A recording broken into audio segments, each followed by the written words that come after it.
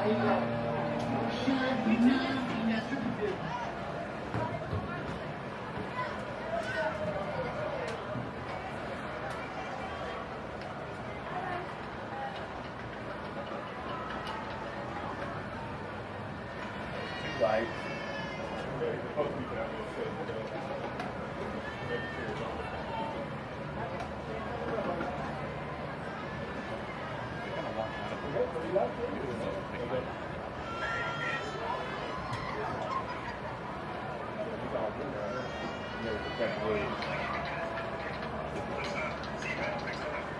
Alright, yeah, I'm plugging it up there.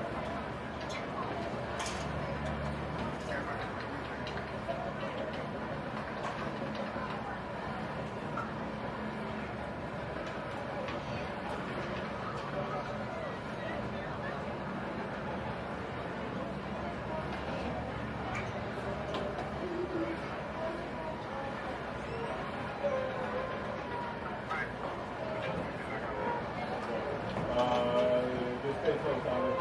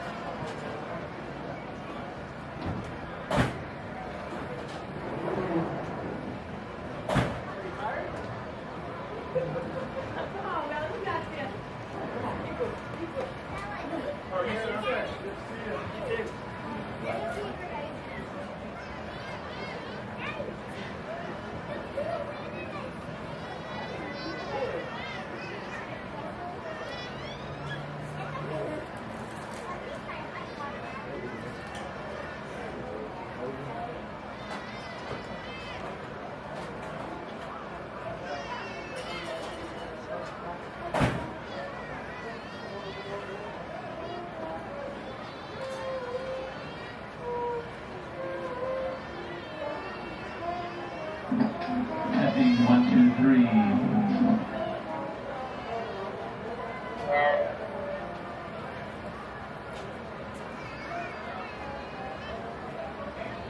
Okay, I've already announced this, but I'm going to announce it again. There should be no random playing. Also, stay in your spot in the stands. We're not wandering around. This is a free time. You are on display. You're on the seniors for senior night. Thank you.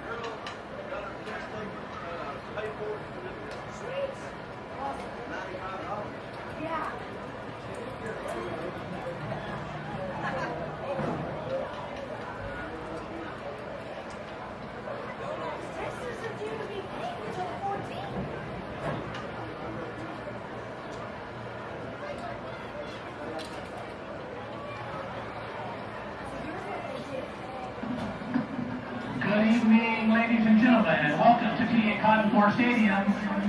Tonight is senior night at Greenville High School, a night when we celebrate our seniors from football, our athletic trainers, our cheerleaders, our planning classes, our Marine Corps Junior ROTC, and seniors from the Lions High Band. Please join us as we recognize our seniors at this time. Starting with our football team, Devin Stroud. Devin is escorted this evening by his mother Carrie, his brother Eric, his sister Tammy, and his uncle Danny.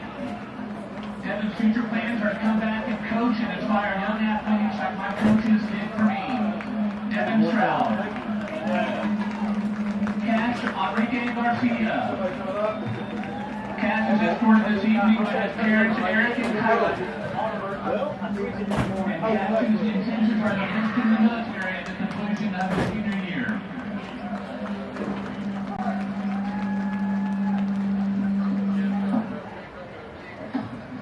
Ethan Brand. Ethan is escorted this evening by his parents Joe and Angela. Ethan hopes to attend a trade school for aviation technology.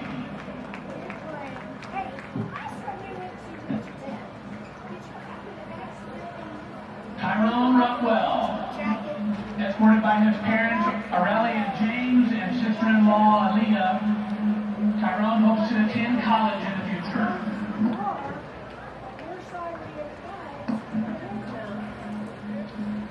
Trenton Clayton, escorted by his parents Chad and Crystal. Trenton's plans are to attend college after graduation.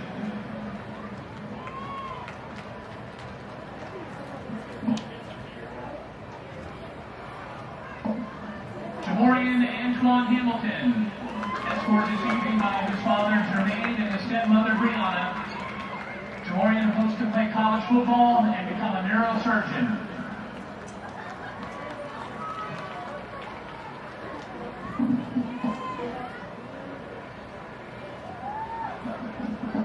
Ray Alexander Burrell, escorted this evening by his father Ramon and his brother Jordan. Ray hopes to become an auto diesel technician.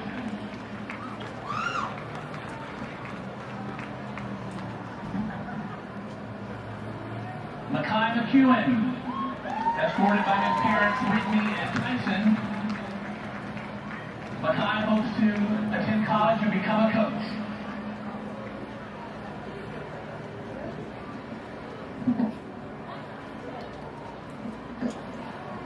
Edward Vivian, escorted this evening by his parents Joseph and Cassie. Edward hopes to join the Navy and work as a nuclear engineer or a mechanical engineer.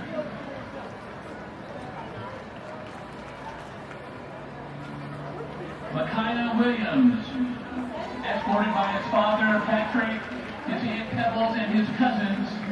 Micaiah hopes to attend a four-year college at North Carolina University.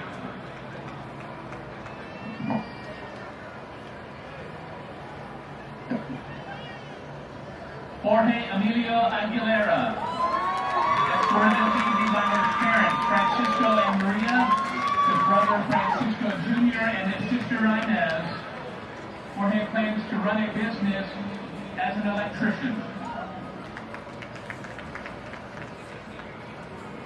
Julian Sixtos. Julian is escorted this evening by his mother, his father, and his brothers. Julian hopes to attend college.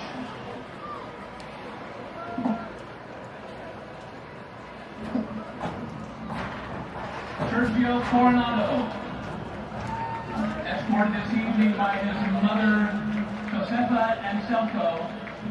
Sergio hopes to become an automotive engineer.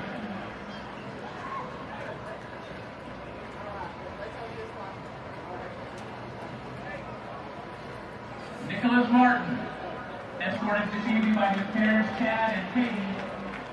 Nick hopes to attend Tarleton State University for a construction science project management degree.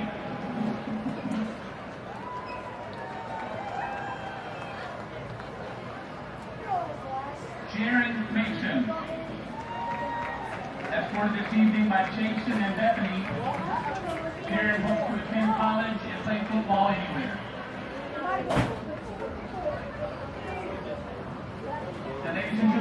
please recognize our senior football players?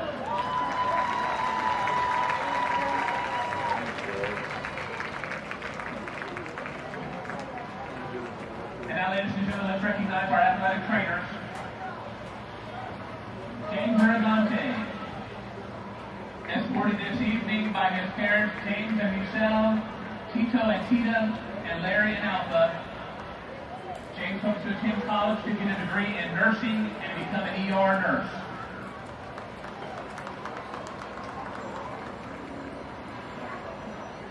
Asa Busal, escorted this evening by Debka and Kuhn. Asa hopes to become a pediatric nurse.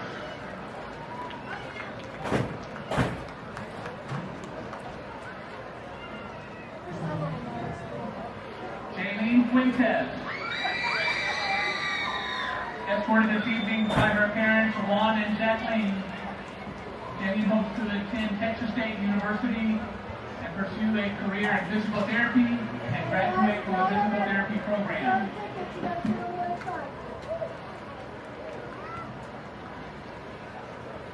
Josue Regalado Gonzalez, escorted this evening by his parents, Josue and Dora. Josue plans to attend a 4-year university and pursue a degree in construction.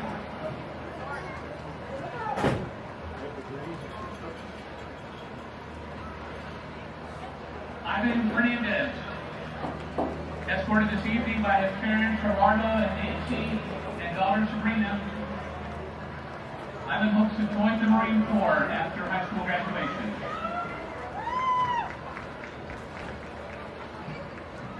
Jacob Diego Lopez, escorted this evening by his mother, Delphina.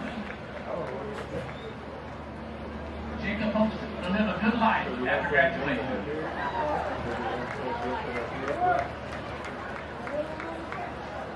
Devin Luna, escorted by his parents, Manuel and Heather. Devin plans on attending college to become a physical therapist.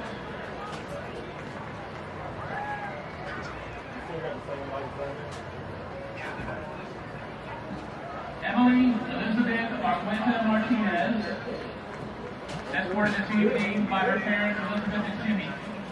Emily hopes to go to college to become a trauma nurse and later become a nurse practitioner.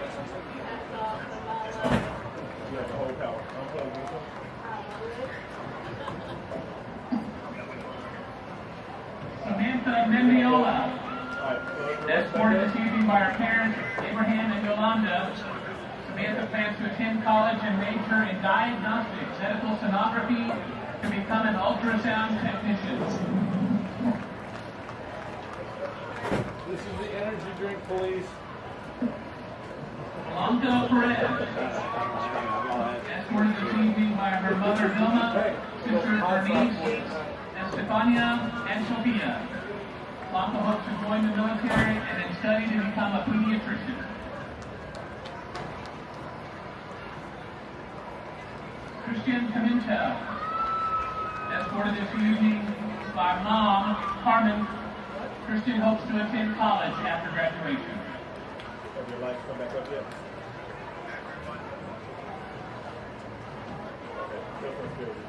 Elizabeth Regalado, escorted this evening by her parents, Miguel and Tracy. Elizabeth hopes to attend college and major in kinesiology for sports medicine.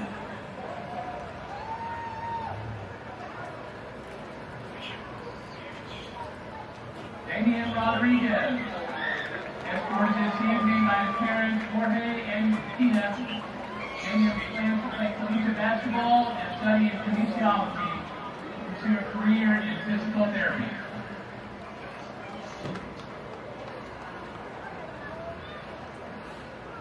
Yasmin Yasangalero, escorted this evening by our parents, Alexis and Edgar. Yasmin plans to attend college and major in film studies and marketing, then move to New York to build a portfolio and attend internships at film production companies. And ladies and gentlemen, please help me in recognizing our senior trainers.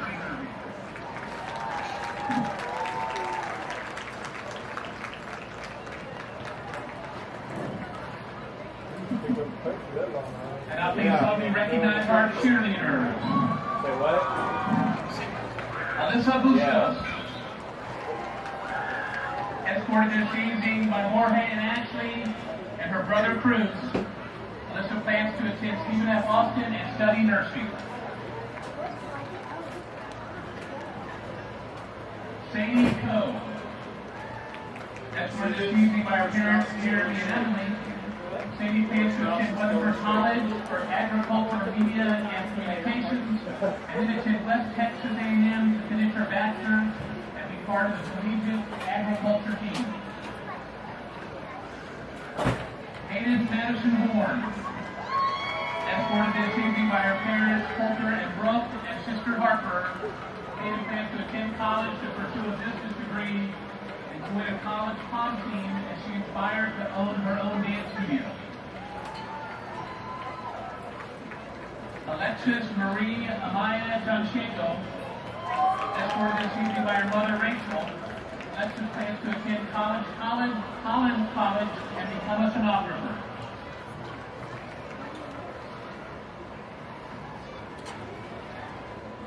Marilee Jaylene Lopez.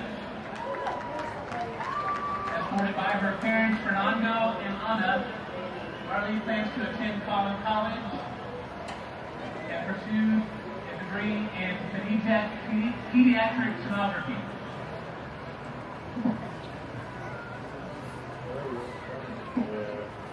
Maggie Jane Colentine. Escorted this evening by her parents Aaron and Natalie Colentine. Maggie plans to attend SMU or Texas State and study film production. Jaden Moore. Escorted this evening by her mom Amber and her grandpa David. Jaden plans to attend college and become a dental practitioner.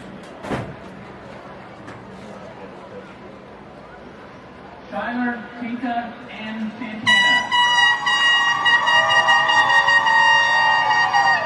Escorted this evening by her mother Holly and her father, the late Sean Santana. Skylar plans to attend college to become a veterinarian. Michaela Stanton. Escorted by her parents, Ronnie Jr. and Kenya, and grandmother Patricia. Michaela hopes to graduate with her cosmetology license, go to college for business, and operate her own salon. Ava J. Thomas. Escorted this evening by her parents, John and Fallon, and sister Harlow. Ava plans to graduate with a cosmetology license, continue the next level for soccer, earn a business degree, and open her own salon. Heidi Opal Joseph. Escorted this evening by her parents, Melissa and Chris Joseph, and her brother Caleb. Heidi hopes to get her bachelor's degree in education and teach elementary school students. And ladies and gentlemen, please help me in recognizing our senior cheerleaders.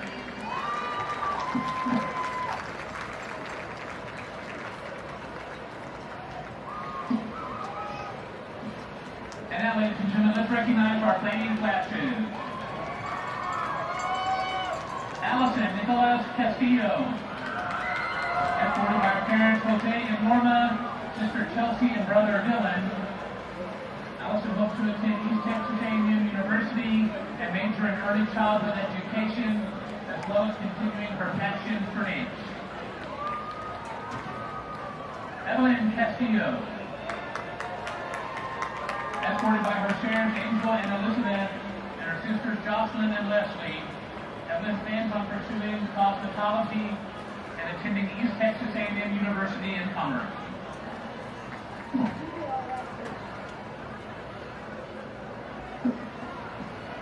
Sophia Castruita. Escorted this evening by her parents Fernando and Sada and her brother Damien. Sophia plans to attend university to pursue a degree in criminology.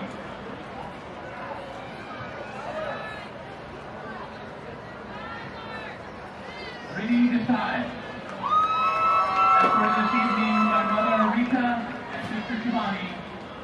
Ready plans to attend Texas A&M University University and major in public health in hopes of pursuing a career as a child life specialist. Melissa Janelle Ibarra. Escorted this evening by her mother Lisby and her brother Mario. Melissa plans to attend college to become a pediatric nurse and move from college to San Francisco or Chicago. Veronica Ibarra. Escorted this evening by her parents Xavier and Elizabeth, her brother Jackson, her sisters Hayden, Allison, and Ariana. Veronica hopes to achieve her cosmetology license before graduating and continue her education to pursue teaching.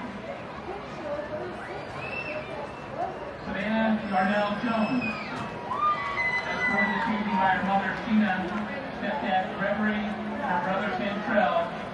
Savannah hopes to attend Grand Lake State University to major in business and one day own her own fashion line or become a fashion designer.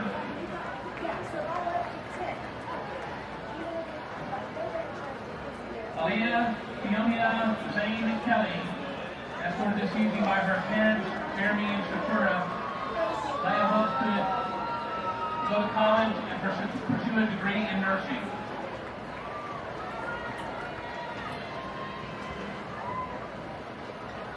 Kylie Rianne Manjane and Ashley Brooke Manjane, Riley Brooke Manjane, escorted this evening by their parents, Terry and Corey, their baby Sheila and brother Layton.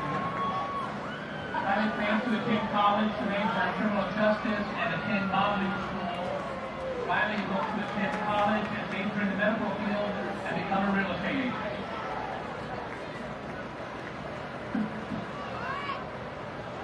Shanasha Flores, escorted this evening by her parents, Johnny and Dominique, and her brother, Jay Lynn.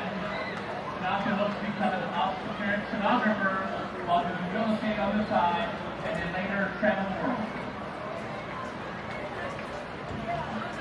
Alexis Rios, escorted this evening by her parents, Jose and Elisa, and her brother Anthony and sister Alyssa.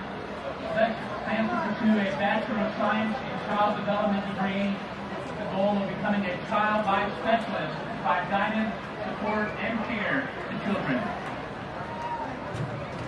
Brooklyn Angel Sampson, escorted this evening by her mother Olivia, her brothers Johnny and Roki, and her aunt Carrie.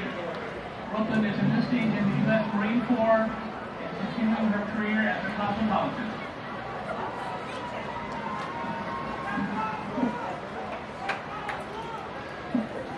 Anahi Sanchez, escorted this evening by her mother Sylvia. Anahi plans to attend East Texas A&M College and become a teacher. Jessica Dinova Sanchez, escorted this evening by her parents Florentino and Adriana and her brother Jonathan. Jessica plans to attend college to study for a career in medicine with the goal of becoming an anesthesiologist.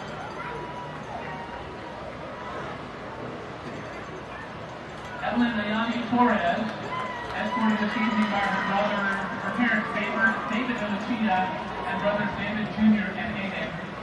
Evelyn plans to attend college to major in business marketing, continue her cosmetology career, and becoming a business owner. Sherilyn Badillo Torres, escorted this evening by her parents Jose and Nora, and brothers Rafael and Jose. Sherilyn plans to attend college and major in sonography.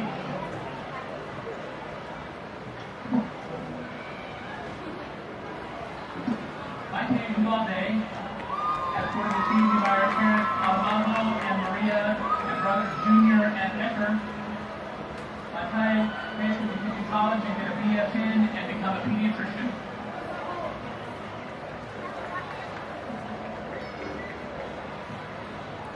Kayla Ventura, escorted this evening by her parents Nelson and Roxana. Kayla plans to attend college and pursue a degree in criminal justice. And now, ladies and gentlemen, a big round of applause for our planning classes.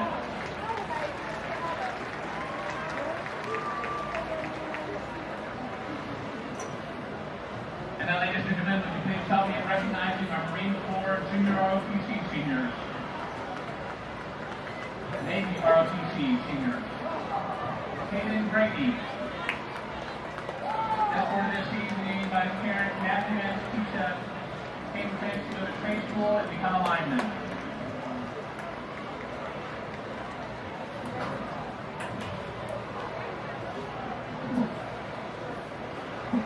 Gabriel Loman. Escorted this evening by his parents, Michael and Rosie. Gabriel plans to open his own automotive shop and also hoping to go into the drifting scene.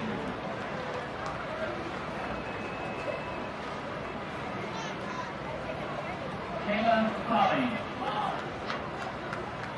Escorted this evening by her parents, Justin and Amy. Kayla hopes to become a substitute teacher.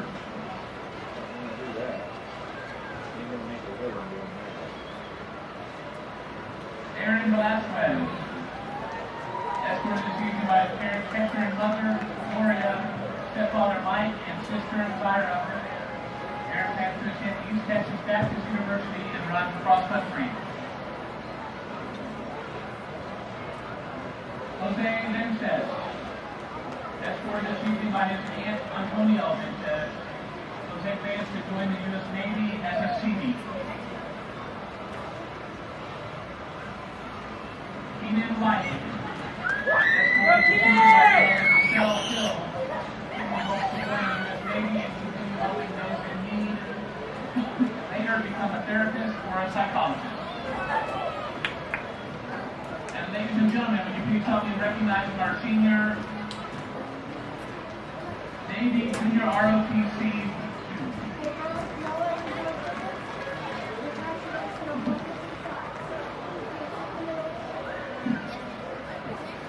And now, ladies and gentlemen, please help me recognizing our senior members of the Line Pride Band.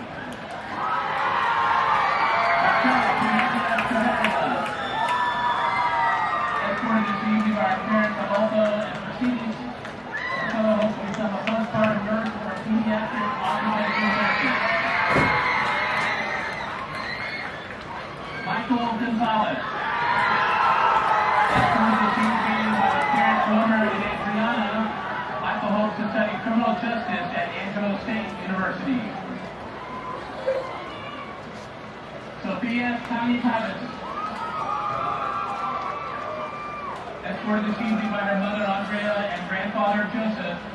Sophia plans to attend Southwestern University for her bachelor's degree before going to medical school to become a neurologist.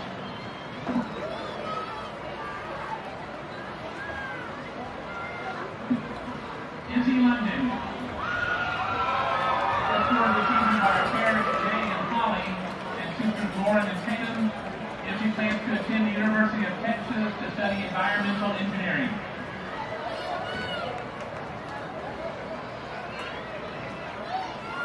Jose Bryant Nazareno. Escorted this evening by his parents, Jose and Amber. Jose hopes to become licensed with the CDL and become a barbershop owner.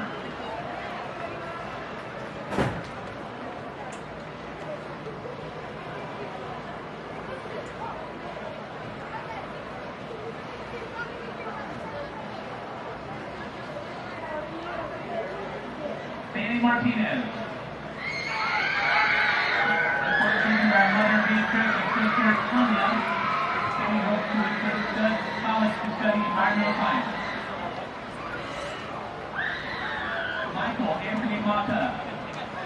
Escorted by his parents, Jermaine and Amber. Michael hopes to attend college after high school. April Zanima Ochoa. Escorted this evening by Noemi and Rogelio. April hopes to attend college for fall 2026. The future of becoming a surgical tech. Mariana Ochoa. Escorted this evening by her parents, Mariana and Victor. Mariana hopes to attend college to study studio art and pursue a career in real estate.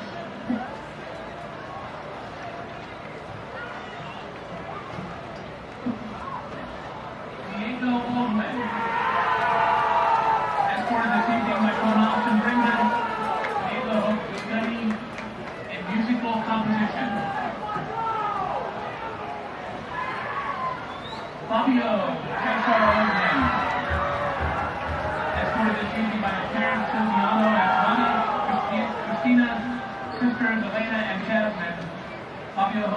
become a Marine and attend trade school to become an underwater welder. William Hudson Pruitt. Escorted this evening by parents Robert and Randy. William hopes to enter the workforce.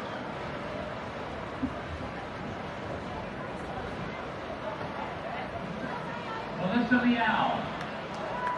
Escorted this evening by her parents Sandra and Lamont Brown. Melissa's future goals are to attend culinary school to become a chef.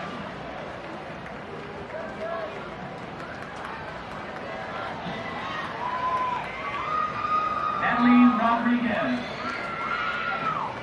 Escorted this evening by her parents Modesta and Paul Rodriguez. Natalie plans to attend college and study as a social worker. David Sanchez. Escorted this evening by their parents Omar and Maria.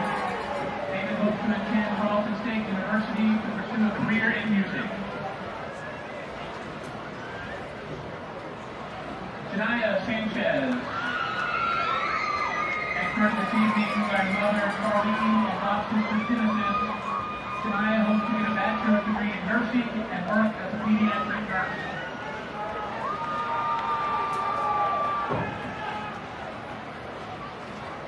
Darren Allen Shutt. Escorted this evening by his parents, Alan and Heather. Darren hopes to become enter the mission field.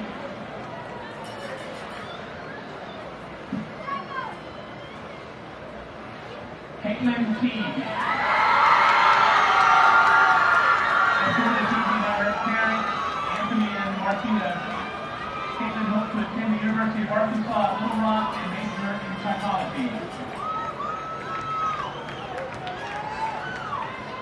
Jude Walker. Escorted this evening by his parents, T and Holly, and two sisters, Betsy. Jude hopes to attend college to major in biology and pursue a career in physical therapy. Jackson Wardlow. Escorted this evening by her mother Shelley, his mother Shelley, father Jeff, and sister Savannah. Jackson hopes to attend the Fire Academy.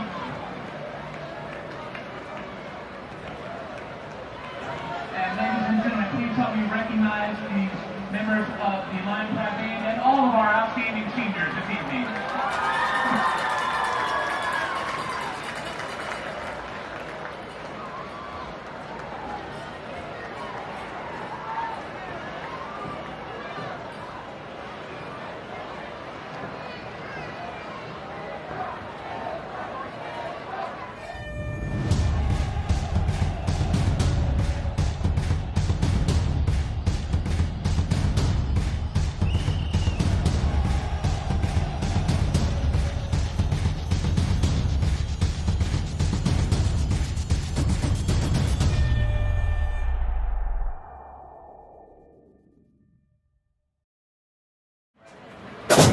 Good evening, everybody, and welcome to TA Cotton Ford Stadium for the final game of the 2025 football season for the Greenville Lions. Tonight's opponent is the Crandall Pirates, a team coming in with a record of 6-3, tied for fourth in the district with Corsicana. I'm Bob Muty alongside Bentley Love for the season finale. The Lions are still looking for their first victory and hoping they can celebrate tonight with the 15 seniors on the team. The Pirates are led by quarterback Luke Van Landingham, who splits time with Isaac Briones. Running back Derek Ward Jr. leads the team in rushing with 1,207 yards and 17 touchdowns on 182 carries. Outstanding wide receivers for Crandall are Jeremiah Douglas and Hezekiah Jordan. Bentley, the Lions looked pretty good last week against Kaufman. What are you expecting tonight? Yeah, I wasn't at the game last week, but based off what you've told me, they seem to have leaned into the passing game a little bit more last week, and I think we're going to see quite a bit of that tonight. I expect to see Freeman try to get several guys involved early, thinking probably Colbert as well as Dunn and Whitus being back hopefully closer to 100% this week. So I think if he can get all three of those guys going, I think Greenville's got a real possibility tonight. Yeah, they actually had a chance to win that game last week before falling 35-14. And Freeman put up, eight completions. I think he had 146 yards, including touchdowns to McEwen and Colbert. Greenville is a sophomore-laden team led by aforementioned quarterback Jeremiah Freeman and running back Montana McEwen. Freeman was 8 of 22, as I said, including 2 touchdowns. The senior leaders on the Greenville team include Mekhi McEwen and Ethan Brand. Bentley, I know you're familiar with some of these guys. What can you tell us about these seniors?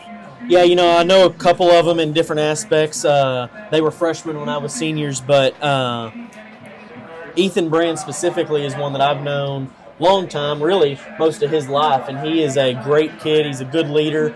I know he's a good leader out there on that football field and really in every aspect of his life, and I expect to see lots of these players do great things after high school.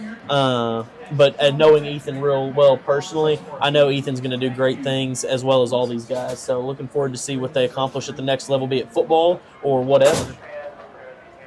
Well, the coach pointed out McEwen and Brand specifically as guys that really work hard in this program and try to lead by example. District 6-5A Division II is currently led by Turrell with a record of 6-0, followed by Midlothian Heritage at 5-1. Both teams have already qualified for the playoffs, so only 2 spots remain. What's your prediction for the playoff situation for the rest of the district? Yeah, like you said, the top 2 teams will be Turrell and Heritage, and then I believe it'll be Ennis that'll get in with the 3rd spot, and then Crandall will get in with the 4th spot, barring an upset from Greenville tonight. If Greenville upsets them, I definitely think I know it will be Corsicana claiming that 4th spot. Yeah. Okay. Folks, it's a beautiful night for football here in Greenville, and we'll be back after these messages from GEUS with the starting lineups.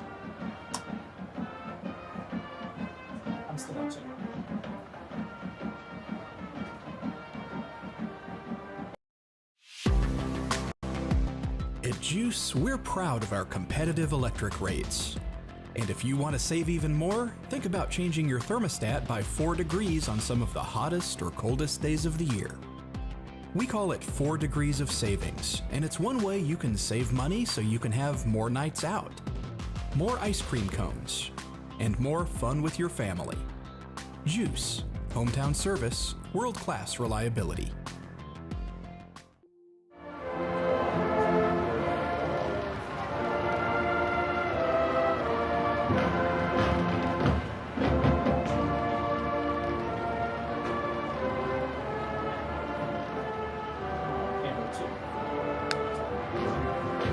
Bob Mutey and Bentley Love back here at T.A. Cotton Ford Stadium for tonight's game between Greenville and Crandall.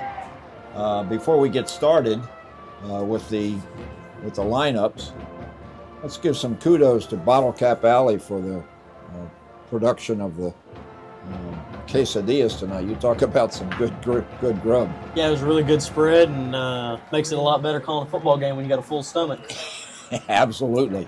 Also, I want to give a shout out to the Greenville electorate for passing the Greenville ISD school bond package by an overwhelming 60% to 39%. This makes a real statement for our school district, Bentley. Yeah, it really does, and I'm looking forward to seeing the new facilities, new high school conversions to the current high school to turn it into a middle school, as well as a new school to replace LP Waters. So I look forward to seeing all the good additions they bring to the district. Well, as the teams come onto the field, let's take a look at the offense. At wide receiver, number 1, Bravian Colbert, a sophomore. Pierre Dunn, a junior, number 0, and Chris Whitus wears number 5. He's also a junior. Sophomore quarterback, number 19, Jeremiah Freeman, and number 22, Montana McEwen at running back. At H-back will be number 12, Ethan Brand, a senior. And across the line, left tackle will be 55, Julian Sixtos, 76, Nick Martin, 77, Levi Davenport, 71, Julian Mardonado, and 75, Jalen Mayfield, just a freshman. The kicker tonight will be number 47, Nehemiah Figueroa. What about the defense, Bentley? Yeah, so the line's running a little bit of a different defense out there tonight as they're running 4 guys across the front, starting off on the left side. We've got number 72, Sergio Coronado, a senior. Number 70, junior, LeGarren Savage. Number 33, senior, Makai McEwen. And rounding out the defensive line, we've got freshman, number 90, Jordan Rector. Linebacker core for the Lions tonight will be made up of number 40, senior, Jorge Aguilera. Number 7, junior, Cameron Clayton. And number 11, junior, Zayden Armstrong Teeters. The cornerbacks and safeties will be number 5, Chris Whitus, a junior. Number 21, Javion Bailey, a sophomore, as well as number 6, Devin Stroud, man in one safety position, and number 1, Bravion Colbert, man in the other. Okay, we're about ready for the national anthem. The Greenville Naval Junior ROTC cadets always present the colors, and they're standing at the far sideline with the flags, about ready to approach midfield. Found out in talking with Coach Collins yesterday that the parents of the players put on a team dinner the night before every game. And in fact, when I talked with him, they were just wrapping up that dinner, but he apologized for not letting me know that was something that they do traditionally. So I think that's pretty cool. Yeah, it is. That's awesome, and it's a great way to build camaraderie before a important game the next day. Yeah, and you combine that with the FCA breakfast that they have on game day. That's a really good way to keep your team together. Yeah, it really is. Got a beautiful night for football, and we've got the national anthem.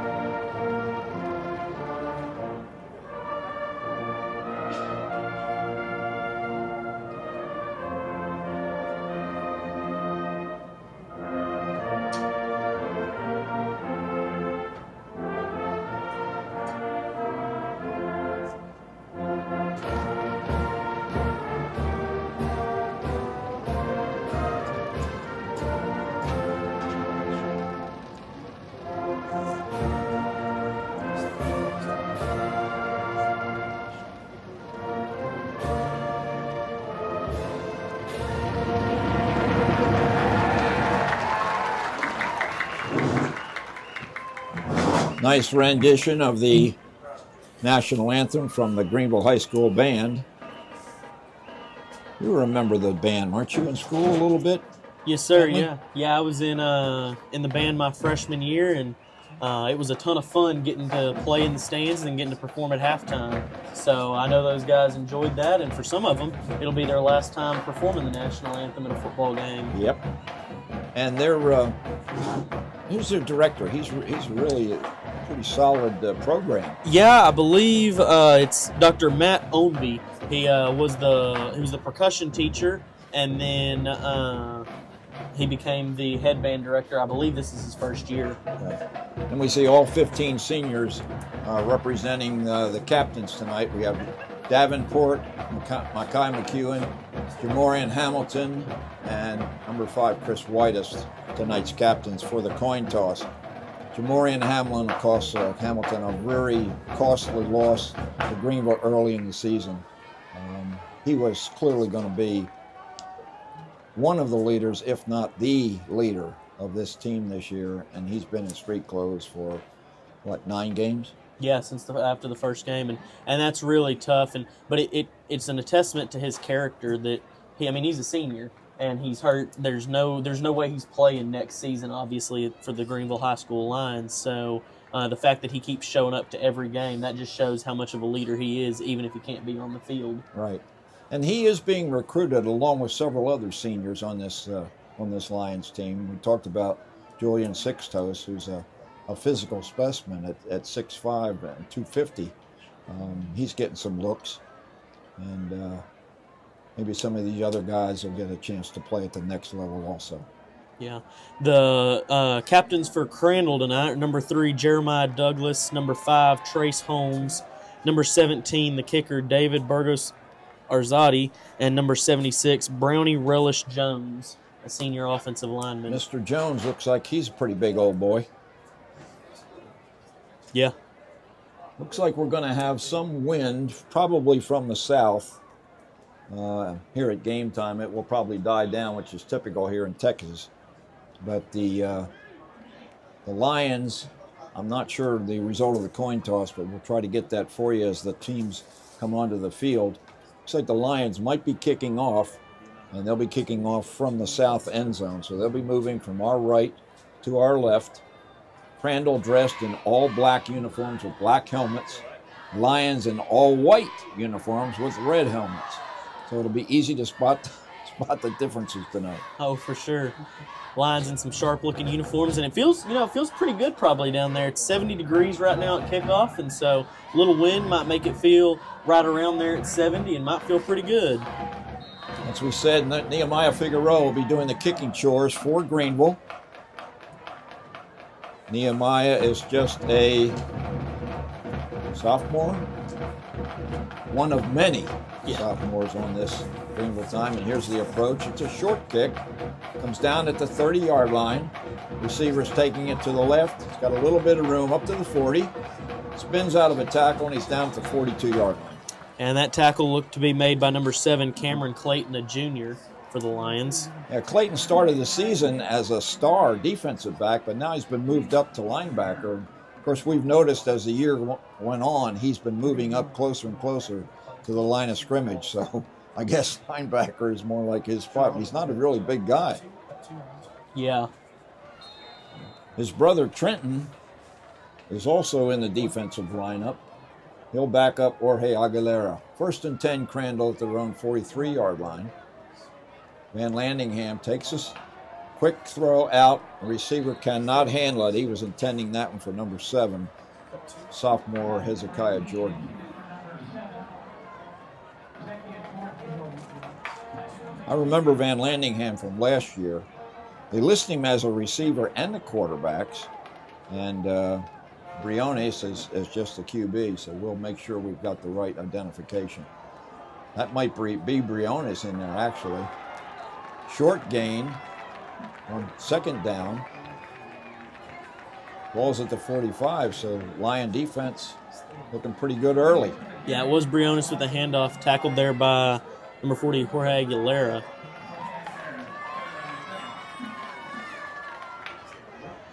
Third down and 8. Pass is caught inside Greenville territory, very close to the 1st down yardage. Yeah, it looks like he might have got it. That pass was caught by number 3, Jeremiah Douglas, and that will be enough to move the chains here, as Crandall will be looking at 1st down from the Greenville 46-yard line. I'm looking for Van Landingham in the lineup there, but I don't see him on the field, Bentley. I don't either. 1st and 10, Crandall at the 46-yard line. Hand off to Ward. Ward breaks 3 tackles. Finally, Culvert brings him down after a pickup of maybe 4. Yeah, good pickup there, or good tackle there by Culvert. Bring up 2nd and 6 here for Crandall. As Bentley said, the Lions are in a 4-man defensive front tonight, and their linebackers are up tight, almost like a 6-man line. Quick throw out to Douglas. And Douglas is hog-tied down about the 35-yard line of Greenville. Yeah, tackle's made there by Whitus. That will be enough to give him the 1st down, but barely, as it'll be 1st and 10 from the Greenville 35. Crandall with 2 early 1st downs, 10-17 remaining in this 1st quarter. Lawrence takes a snap, fakes the handoff, keeps it around the right side, and looks like he's going to get another 8 or 10 yards. Yeah, a big pickup there by Briones as he's tackled there by Whitus out there at the edge. Briones is a junior. Van Landingham is a senior, so obviously the coach Darrell Lewis is looking for next year to try to get as much playing time for Briones as possible. Yeah, 1st and 10 for Crandall from the Greenville 25. Quite a few underclassmen on this Pirate team as well, so there's lots of young players down on the field tonight. 1st down and 10. Quick pass out to the left, overshoots Jordan. Incomplete. Bring up 2nd and 10. Briones, I'm not sure. It doesn't look like he's got a really good throwing motion, but he's been able to deliver the passes fairly well so far. Let's see how he does on 2nd and 10. Hand off to Ward. Ward's got some room. He's loose. He's down, and he's into the end zone for a Crandall touchdown. Yeah, he got in there almost untouched. As that gives us a score of Crandall 6, Greenville 0, as we see the kicker come on the field for Crandall. Was that Ward or was that somebody else? I'm trying to get the number. I believe that was number 46, Micah Wright. Okay, I apologize to Mr. Wright on that. He's a senior running back, and the kick is up and good. So early here with 9:24 remaining, Crandall strikes first. They lead 7-0. We'll take a short break from Derek Price, and we'll be right back with the Crandall kickoff. Hometown internet service and support that fits your budget. GEUS has you covered. Choose from 3 amazing packages. Need basic browsing? Try GEUS 50. Streaming and gaming more your style? GEUS 320 delivers. For the ultimate experience, try GEUS 500 and keep the whole family connected. Whether you're streaming your favorite shows or competing online, GEUS Internet keeps you connected. Visit GEUS.org or call 903-457-2800 to find the perfect plan for you today. Serving the people of... And we are thankful to Derek Price and his team for the production tonight. They're the contractor for GEUS, and we're thankful for GEUS to be able to help us and sponsor these broadcasts each and every night for the last 9 weeks. Yeah, it's been a ton of fun, and really enjoy spending our Friday nights with y'all, getting to call some football. Even some Thursday nights. Even some Thursday nights, yeah. All right, Crandall with the kickoff here. It's a little bit deeper, coming down at about the 30-yard line. It's caught out of bounds right at the 29-yard line. That's typically where Aiden Ray sets up. And it was Aiden Ray. You got to get to know where these guys stand on those kickoffs. Aiden's probably received, I bet, 80% of the pop-over kicks this year. Probably. So the Lions will start there at the 29. I talked earlier about the field position in last week's game against Kaufman. And this is about where they started most every one of their drives. They had good field position, did the Lions, all night long, and they just had difficulty consistently keeping the drive going. Freeman hands this time to, I think that's Teeters. Teeters is wrapped up at about the 32-yard line. Yeah, so short pickup there of about, we're going to give him a pickup of 5 there. It'll bring up 2nd and 5 here. Pickup of 4, 2nd and 6 here. So the starting lineup, or the starting backfield for Greenville, sophomore Freeman and junior Teeters. And we'll see sophomore McEwen in at running back a little bit later in this one. Fakes a handoff this time. Freeman's got some room around the left side, and he slips down outside the 40-yard line. Yeah, so a big first down there for the Lions as they're going to get the ball here at the Greenville 42-yard line and try to keep this drive moving. I saw Freeman's shoulder pad. I thought he had some kind of a padding on his shoulder, but I think his shoulder pad is just outside his jersey. So 1st and 10, Greenville. Ethan Brand in motion, sets up at his H-back spot on the right side. Whitus in motion. 10 on the shot clock, or game clock, play clock, whatever. Under pressure of Freeman, he finally lets it go. It's short, intending for Brand there. Okay. But unfortunately, it was just a little bit short. Bring up 2nd and 10 here for the Lions. And the referee helps Freeman get his shoulder pad tucked back in. That might have been part of the problem there. Very well could be. I mean, that gets out of whack and can bind you up and make you constricted and hard to throw the ball. Absolutely. All right, so it's 2nd and 10. 2 receivers to the right, 1 to the left. Brand this time set up on the left side. Hand off to Teeters. He's got some room down to close to midfield and close to the moving the chains. He's going to be right there. We'll see if they give it to him. Looks like they're going to say he was a yard short, which I think probably is the right call.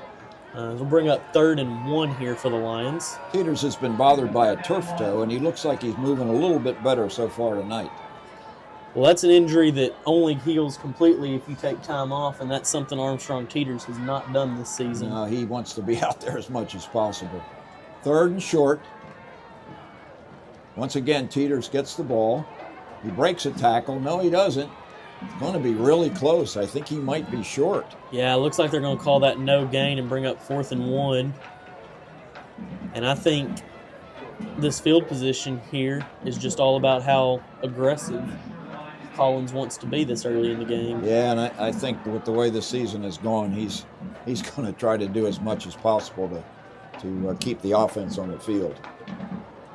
So we'll give Teeters a gain of about a half a yard. 7 minutes remaining here in the first quarter. Lions trail by a touchdown. Tight formation this time. Fran moves to his right. Hand off to Teeters. Teeters has room. Boy, he's close again, but he is thrown down. That might not be a first down, Bentley. Yeah, I think he's short there. As the Lions brought in an extra blocker for him, but unfortunately it wasn't enough, as that's going to bring up 1st and 10 for Crandall from the Crandall 49-yard line. And maybe Teeters is not moving as well as I thought he was moving, because typically he's going to get a yard when he has 2 opportunities to do it. Well, it looked to me like he was just really looking for a hole there, and unfortunately a hole never opened. Right. Well, that's an unfortunate turnover on downs for the Lions. Good field position for Crandall to start their second series. We'll try to identify the quarterback. It's Van Landingham this time. A quick pass out to the left. Has his man. Good tackle at the 45-yard line of Greenville. Yeah, we'll call that a pickup of 7 as it'll bring up 2nd and 3 here. Van Landingham appears to have a better throwing motion than Briones, in my opinion. Having played a little bit of quarterback, I don't know whether I'm an expert, but I think I can recognize a good delivery when I see it. So it's 2nd and we'll call it 3. Well, snap gets away from Van Landingham. He picks it up and tries to do something with it, and he's buried by a pride of Lions. Yeah, great play there by the Lions, led by, looks like number 7, Cameron Clayton, as they got on him and forced a huge loss, as that goes from 2nd and 5 to looks like it's going to be 3rd and 15. Did the snap, did it surprise Van Landingham? I really didn't see exactly what happened. I just saw the ball rolling behind him. You know, I don't know. He was looking at the center, but it looked like it went to his left or to his right, like it wasn't quite on target. I wonder if he snapped it early. Could be. Anyway, 3rd, we'll call it 17. He's looking downfield. He has his man, and it's going to be a first down. Boy, that's a big conversion for Crandall. Yeah, it really is. Tackle made there by Whitus after the first down pickup. Bring up 1st and 10 for Crandall from the Greenville 35. Boy, you would have hoped that we could have gotten a stop there and gotten that ball right back. But Crandall comes up with a big play from their senior quarterback. It would have been huge. I'm sorry, Bentley. Go ahead. 1st and 10 at the 35 for Crandall. Man in motion, gets the jet sweep pass. He's going to be forced out of bounds right at the line of scrimmage. Yeah, that was number 7, Jordan, on the run there. Bring up 2nd and 10. Or reception, excuse me. Right. That's the interesting thing for quarterbacks. They get credit for a pass when they just throw the ball about a yard to the jet sweeper. 2nd and 10 for Crandall. Van Landingham with running back in the backfield right behind him, and Stroud's trying to get the ball away from him for 15 yards. Greenville signaling for a fumble as Stroud has the ball, and the refs look like they're going to call it Greenville ball there. Well, that was clearly just a matter of Stroud trying to strip the ball and get it away from the running back, Wright, and he was successful. Wright had a 15-yard pickup, but now the Lions are going to get the turnover on the fumble by Wright. You hate to call it a fumble, and you hate to see guys punching balls out and taking balls away when a guy's still chopping, but in any event, but we'll take it. We'll take it. We'll take the ball any way we get it. Ball placed at the Greenville 18. Freeman looking downfield, has a man wide open. It's Brand. He's at midfield at 40, the 30, the 20. And he's going to be caught from behind at the 12-yard line. Senior Ethan Brand with a big reception. It's a huge play there by Brand, and one he will remember this senior night, as they flipped the field and did great field position for themselves there. He's going to have to put up with a lot of stuff in the locker room, though, because he had about a 5-yard lead on anybody. Two of the guys ran him down. Good for Ethan. 1st and 10, Greenville. Ball at the 12-yard line of Crandall. Montana McEwen in at the running back now. Freeman kept it, and he may have thrown an interception in the end zone. That's exactly what he did, unfortunately. Oh, my goodness. How quickly the fortunes turn. I mean, this team just has a way of doing something really good and then doing something really not so good. Yeah, unfortunately, that's kind of been the tale of the season so far at times, and that's going to give Crandall the ball back at the 20-yard line, so... Yeah, the sophomore quarterback just clearly forced that one, and I'm not sure he was under that much pressure, so... He had one guy hanging on him, but he broke loose and had quite a bit of room. He probably could have run for it and picked up 5 or 6 yards at least. Anyway, Greenville defense back on the field now. We're flip-flopping back and forth here with 4:04 remaining here in the first quarter. Briones completes the pass, but what a tackle. A huge tackle there by Javion Bailey for a loss of 2 here. It's going to bring up 2nd and 12 for Crandall. Bailey, another one of those sophomores on this Greenville team. The Lions trail by a touchdown, 7-0. That's a loss of 2, so it's 2nd and 12. Ball at the 17-yard line. Hand off to running back. I think that's Ward in there now. And Ward picks up about 7 yards. Yeah, I believe. No? That's number 45. Christian Ingram on the run. But we haven't seen Derek Ward Jr. yet. We'll have to find out whether or not there's some kind of a problem. That Ward, the leading rusher, is not in the offensive backfield for the Pirates. 3rd, and we'll call it 6 for Crandall. Greenville looking to get a turnover on downs here. Briones looks downfield. He has his man, and that's Jordan at the 35-yard line for another first down, Crandall. Yeah, number 70, LeGarren Savage, got back there quick and put a lot of pressure on the quarterback for Crandall there. Well, I commented on Briones' faulty delivery, but he's getting the ball where it needs to be, and that was a good throw to Jordan. Both quarterbacks pretty successful early on for Crandall. First down at the 34-yard line of the Pirates. Isaac Briones takes the snap, hands it off, breaking tackles for about a 3 or 4 yard gain. And looked like the tackle was made there by number 40, Aguilera. Looks to be a little shaken up on the play, but all right. Yeah, that was Ingram with the carry, and he's come up a little bit lame there. Going to be 2nd down, 6 yards to go for the Pirates. 1:52 remaining, clock running here in the first quarter. Briones hands off to Ingram. Room to run down the midfield and beyond before he's brought down.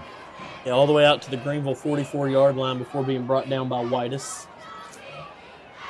Guys up front for Crandall doing a pretty good job opening holes for their running backs.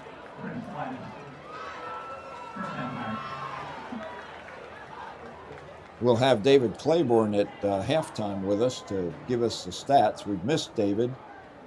He's recovering from 4 fractured ribs, courtesy of a car wreck. 1st and 10, Crandall.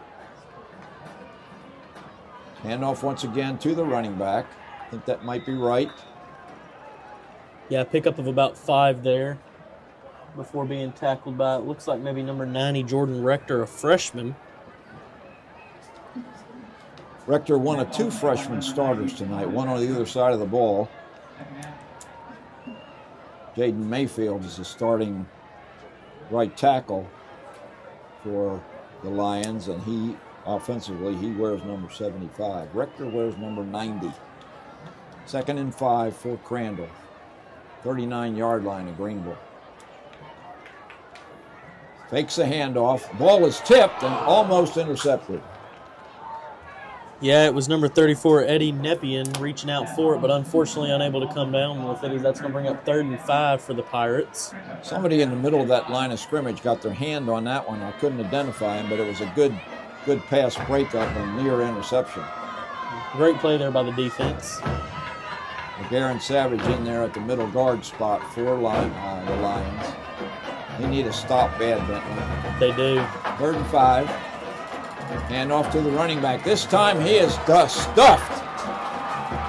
Buried in the ground by, I believe that was number 7, Cameron Clayton, with a huge tackle there. That's going to bring up 4th and 8 for the Pirates here. Yeah, that was a run blitz there. Of course, they didn't know whether it was going to be a blitz for a pass or a run, and turns out that they met the running back. I think that was right again, right in at the time he got the ball. He was encountered by Mr. Clayton and several other white-shirted Lions. We're going to take a timeout. We'll take a timeout with them. We'll be right back. Introducing GEUS Residential Internet, the gateway to your connected world. Experience lightning-fast speeds for seamless streaming, gaming, and video calls. Our expert technicians ensure a hassle-free setup so you can stay online without interruptions. Connect all your devices simultaneously, whether it's for work or play, thanks to our reliable service. Find us on the web at geus.org or call us today to get started at 903-457-2800. Through GEUS's Roundup program, you can make a big difference with just a few cents. When you join Roundup, your GEUS bill is rounded up to the nearest dollar. That's anywhere from 1 to 99 cents a month. Just spare change for you, but real help for someone else. Your donation helps support neighbors in need right here in our own community. You can choose to round up your monthly bill, make a recurring donation, or give a one-time contribution. Okay, fourth down for Crandall, and they're in punting formation. It's a high snap, real floater. Kick is high. Plays come down. Plays blown dead as they're going to call a penalty on timeout for Greenville, it looks like. Yeah, that was a quarter break. No timeouts were required a minute ago, so looks like maybe the Lions didn't have the right people on the field for that punt reception. Punt was really good, and it was caught in midair, I think by Jordan at about the 3-yard line. So that's a really great job. So Lions might have caught a break by calling that timeout prior to the kick. Yeah, I think they might have had either not the right guys or too many guys on the field, as you saw quite a scramble there at the line, but they were able to get the timeout called before the ball was snapped. So good thing for the Lions is we're going to do it over again. The punter is Alejandro Carrion, and boy, I'll tell you what, he can't do a whole lot better than he did the last time. He's standing at his own 42-yard line. Again, it's a kind of a floater snap. Again, it's a high kick. This time it's going to go into the end zone, so that's a break for the Lions. Yeah, because if that was inside the field of play there's no doubt that guy would have run under it and caught it there. Down at the 1. Yeah, I wonder if the wind has died down or whether or not it's still blowing pretty good. He got that thing up high, and it carried a long way. Well over 50 yards from where he was standing. Yeah. Regardless, Greenville will start here at the 20-yard line with 11 minutes and 50 seconds left to go here in this first half. Coach Collins looking for somebody else to get into the offensive lineup. And Mekhi McEwen is finally in the huddle. Isaac Howard, another sophomore wide receiver, is on the field as well. I called them a sophomore-laden team, and I bet out there right now on the field we've probably got 5 or 6 underclassmen. Led by Freeman, the sophomore. Rand, the senior, in motion. Hand off to McEwen. McEwen's got a little trouble, and he's down maybe for a loss. Yeah, it looked like a pretty good block there by Davenport to let him try to get around the edge, but unfortunately wasn't quite able to find that second gear and was tackled for a loss of 2 there. That's going to bring up 2nd and 12 for Greenville. Beautiful full moon tonight, folks. We can see it in the eastern sky, and it's just a beautiful night for a football game here. Friday night lights here in Texas. On Thursday. On Thursday. 11:16 remaining here in the second quarter. The Lions trail by 7. Handoff this time to McEwen's got a little more room this time, and he gets positive yardage. Yeah, good pickup there. Looked like a pickup of about 4. So it'll bring up 3rd and 8 after the 2-yard loss before that. Trying to work the right side around, right now being manned by Nick Martin and Jaden Mayfield. And it seems like Nick Martin moves between right guard and left guard, depending upon, I guess, the play call. Think so, and maybe even too, depending on who else is on the line with him. He's listed as the starting left guard, but right now, I think Nick, the senior, who's been battling a knee problem, is at the right guard spot. In motion goes Whitus. 3rd down and 8 for the Lions. Looking downfield is Freeman. He's under pressure. He's scrambling around. He tries to get it out to Brand, and it's incomplete. And Freeman's a little slow getting up. Yeah, that's not good because Freeman's the punter. So, yeah, and the backup quarterback is Pierre Dunn. Yeah. Yeah, and we haven't seen Dunn take any snaps this year from the quarterback spot, so we're not sure how effective he could possibly be. Of course, starting quarterback Phoenix Rodriguez out for the third consecutive week. Another sophomore who has great promise. Freeman gets a good snap. He kicks the ball low to keep it out of the wind. Takes a Greenville bounce. And it looks like it hit, I think it hit a Crandall player. And the referee is pointing Crandall's way, but I thought Greenville recovered it. And it looks like maybe they did. Yeah. So a great bounce there and great play for Greenville. That happens frequently when the blockers have their back to the ball and the ball just inadvertently hits them and they don't know what happened and the coverage team just got on top of it. What a break for the Lions. Yeah, so 1st and 10 for Greenville here from the Crandall 45-yard line. 10:04 remaining here in the first half. Lions trail 7-0. Freeman is standing right at midfield. Hands to Teeters. Teeters has got some room. He's beyond the 40 and inside in Crandall territory. Yeah, it looked like a pickup of about 7 there. That'll bring up 2nd and 7. And of course, as you mentioned before, Nick Martin as well as Jalen Mayfield both throwing some good blocks on that right side to allow him to get around that edge and pick up quite a bit of yardage on that play. Yeah, 2nd and 3. Let's see if the Lions can punch this one in. Rand in motion. Once again, Teeters, Armstrong. Armstrong, Teeters. I'm going to get it right. Maybe before the end of the season, which is tonight. Yeah, so a big pickup there as it gets all the way out to the Crandall 28-yard line and give Greenville a fresh set of downs here. 9 minutes left on the clock. It was interesting. After Freeman handed that ball off to Armstrong Teeters, he was running alongside him like, hey, I can block for you if necessary, but they got to Teeters before Freeman could lay a block. 1st and 10 Greenville at the 28-yard line of Crandall. Back is Freeman under some pressure. He finds Armstrong Teeters, but a very short game. Yeah, a pickup of about 1 there as they got him the ball in open space, but the Pirates were able to get to him real quick and unfortunately keep him from getting any more. You know, Armstrong Teeters is the starting linebacker, and he's played almost every snap tonight on defense. He's been in on offense now at least 2 out of the 3 series, so he's probably a little bit gassed.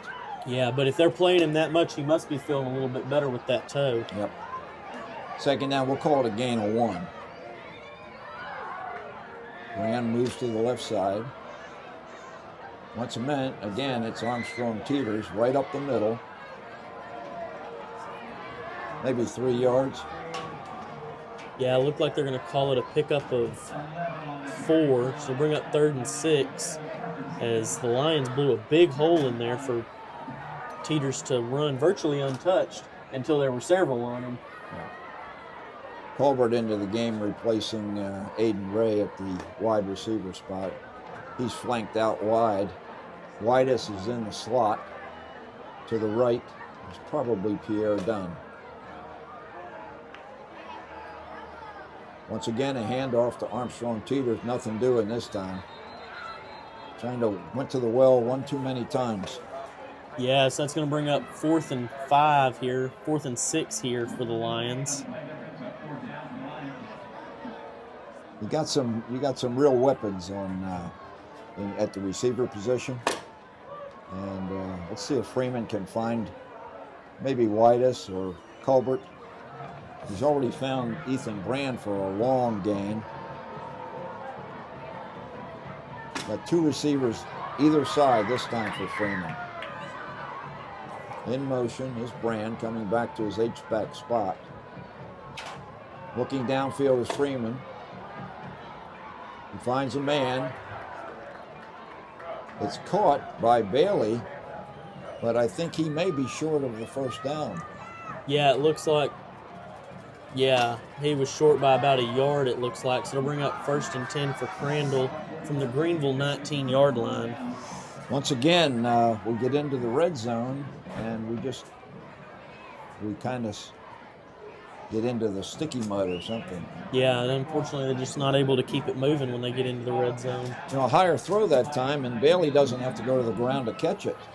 I mean, that's 2 possible conversions on 4th down where we came up about a half yard short, and that really hurts. Yeah, that's the last thing you want to do in a situation like this.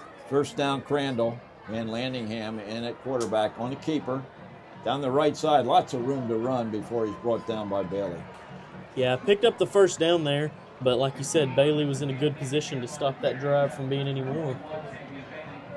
One of the nice things about Derek Price's broadcast is I have a monitor in front of me, and it's easier for me to look at the monitor than to try to see the guys way down on the field, because we're pretty high up here in the press box here in Greenville at TA Cotton Ford Stadium.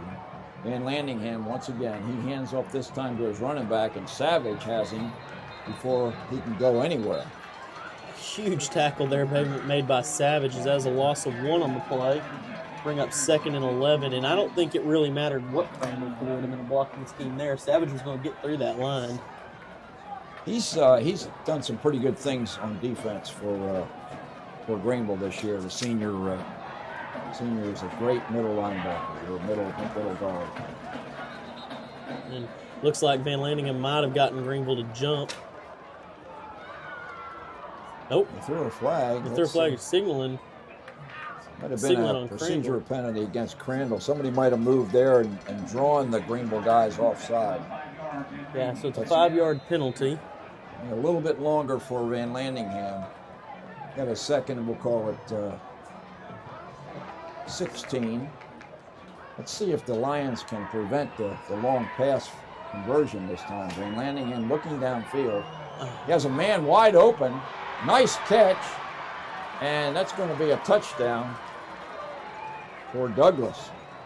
Yeah, it looked to be a blown coverage there, as it looked like it was Bailey who got tripped up and went down, and that left Douglas wide open and nobody between him and the end zone. And it's interesting how he caught the ball. He, instead of getting it, over his shoulder, he reached up over his head and caught the ball, which shows to me a pretty good set of hands. Yeah.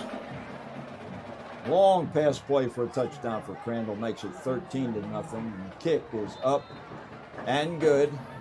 14-0. Crandall leads with 5:06 remaining. We'll take a break and get this message from GEUS. Serving the people of Greenville is what we do. At GEUS, community involvement, volunteering, giving back through sponsorships, and providing hometown service with world-class reliability are just a few of our priorities. Being a locally owned public power utility means we are your family, friends, and neighbors. Community involvement and giving is easy when you are serving your hometown. Nationally recognized reliability and service, owned by those we serve for over 130 years. Bob Muni and Bentley Love back here at Cotton Ford Stadium in Greenville. Beautiful night for football. Full moon. Lions trailing by 2 touchdowns here in the middle of the second quarter. Once again, the Lion offense, just that little extra is what they need in order to, this is going to be a 14-14 game. Realistically, offenses look good except for when they get right down there in the red zone, and the defense has looked really good except for a couple busted plays, and unfortunately those 2 busted plays have led to touchdowns. Alejandro Carrion with the kickoff for Crandall, deep for the Lions, and it is a deep kick. Carrion carries this one out of the end zone, so he has plenty of leg.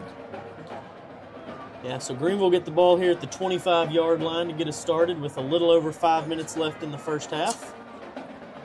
See if the Lions can get the passing game going. They were kind of relied on the running game after getting good field position after the turnover by Devin Stroud when he stripped the ball from Micah Wright, the running back.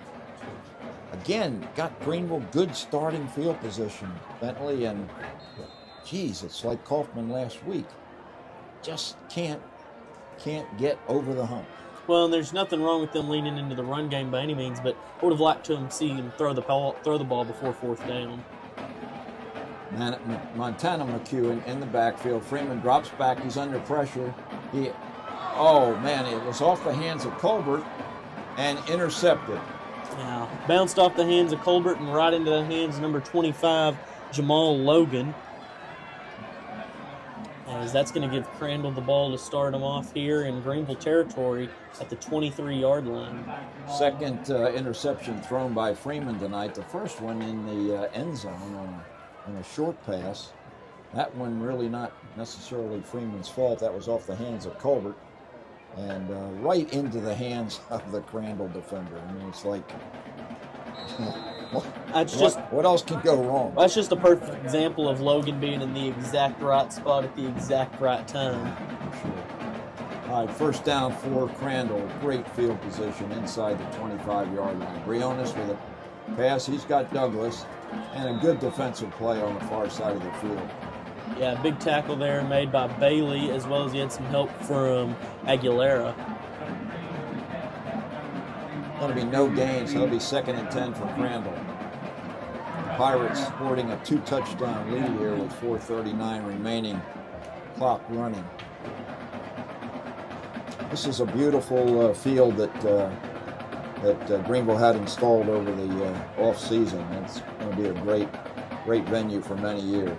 Briones fakes a pass, and he is corralled maybe at the line of scrimmage. A tackle was made there by number 11, Zayden Armstrong Teeters, as that'll bring up 3rd and 10. Number 60, Kylan Dyer, lost his lid on the play, so he's going to have to take a break. Another pretty good size offensive lineman for Crandall. You never know how big or how heavy they are because they don't publish that for us anymore. I miss it. 3rd down, and we'll call it 10 for Briones. He's got Wright in the backfield with him. Takes a snap, looks to his right, fakes it. Now he's going to go deep. Receiver and the quarterback not on the same page that time. Yeah. So 4th down and 10. Let's see if they have a field goal kicker with Carrion. We know he's got a strong leg.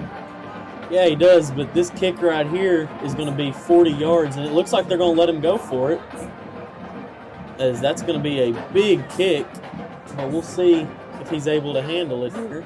Looks like Briones might be the holder. Like you said, ball spotted right at the 30-yard line. Harry-Owen's kick is up. It's plenty high and plenty deep, and it's good. That would have been good from the 40, so for a 50-yarder, that would have been good from the 45. Tell you what, he might have some playing time next year. He's a senior this year, but I'll bet he'll get some offers to kick for somebody at the next level. Yeah, probably. We're down to 3:41 here in the first half. That makes it Crandall 17, Greenville 0. We'll take a short break and be back with the Crandall kickoff. Through GEUS's Roundup program, you can make a big difference with just a few cents. When you join Roundup, your GEUS bill is rounded up to the nearest dollar. That's anywhere from 1 to 99 cents a month. Just spare change for you, but real help for someone else. Your donation helps support neighbors in need right here in our own community. You can choose to round up your monthly bill, make a recurring donation, or give a one-time contribution. Bob Mearty and Bentley Lowe back here with Greenville Lion football. Harry-Owen, the kicker, with Crandall approaches. Once again, he kicks it deep.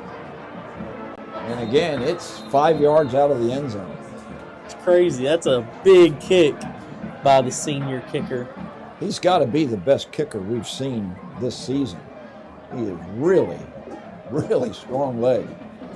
I think if you're the Crandall coach, you don't worry even a little bit really about letting him attempt one from the 40.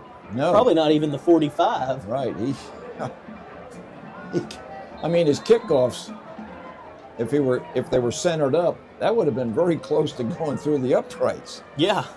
That's 70 yards. Okay, 1st and 10, Greenville. Hand off to McEwen. Tries it up the middle, and there's a scrum, and Montana comes out of it, but after the whistle. So a very short gain for the Greenville running back. Yeah, he's going to be spotted right there at the 25-yard line, so they're going to call that no gain on the play. Well, you know, with Freeman's struggles at the quarterback spot, you can see why maybe they're leaning on the run game just a little bit. Got to have more success than no gain, though. Freeman drops back this time. Now he rolls to his right, and he fakes, gets out of a tackle, and then gets brought down for a loss of maybe a yard or two. Yeah, it looks like they might say he got back to the line of scrimmage there, so bring up 3rd and 10. You know, you got to credit, I was just watching that Crandall secondary. They had every receiver pretty well covered. Yeah. So it's been difficult for Freeman to find an open receiver, with the exception of that long one to Ethan Brand, which, boy, would have been nice if he could have beat the defenders to the end zone. Yeah, it would have been. 2.5 minutes left here in this first half. Lions just having trouble breaking into the end zone, like there's a barrier there. Ethan Brand moves to his spot. 3rd and 10. Looking downfield is Freeman. He finds his receiver. I think that's Whitus. Whitus breaks a tackle. He's down to the 30, the 20, the 10, 5. Touchdown, Greenville Lions. And a huge play there by the sophomore and junior connection, Freeman to Whitus, as it looked like Whitus was down right there at about the 50. And then he was able to spin out of 2 defenders and take it the rest of the way. Yeah, the arm tackling by the Crandall secondary just didn't work that time. Chris Whitus breaks a tackle and sprints to the end zone for a Greenville touchdown. Figueroa on for the extra point here. Ethan Brand will do the holding. Aguilera does the snapping. He's been pretty good here the last couple of games with his placements. The snaps have been better. The holds have been good, and the kicks have been good, and it's good again. So Greenville strikes quickly with that Freeman to Whitus connection to make it 17-7 with 2 minutes and a second remaining. We'll take a quick break and be back with the Greenville kickoff. In Greenville, utility billing is simple thanks to teamwork between GEUS and the city of Greenville. You just get one envelope or one email and make one easy payment covering electricity, streaming TV, internet, water, sewer, and trash. Instead of 6 separate bills, you get one. It's more convenient and it saves money for everyone. Local service, local decision makers, and one simple bill.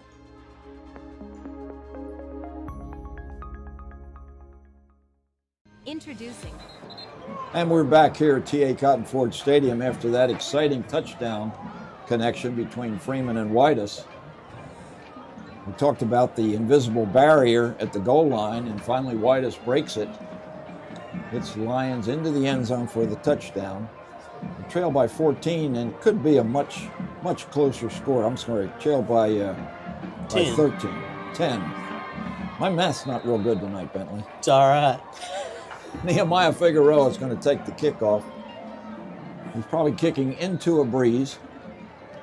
It's a short kick coming down just out of bounds. It's taken by number 5 at the 37-yard line. I don't know whether they're going to drop a flag there for a kick out of the bounds, or maybe he caught it just inside the sideline.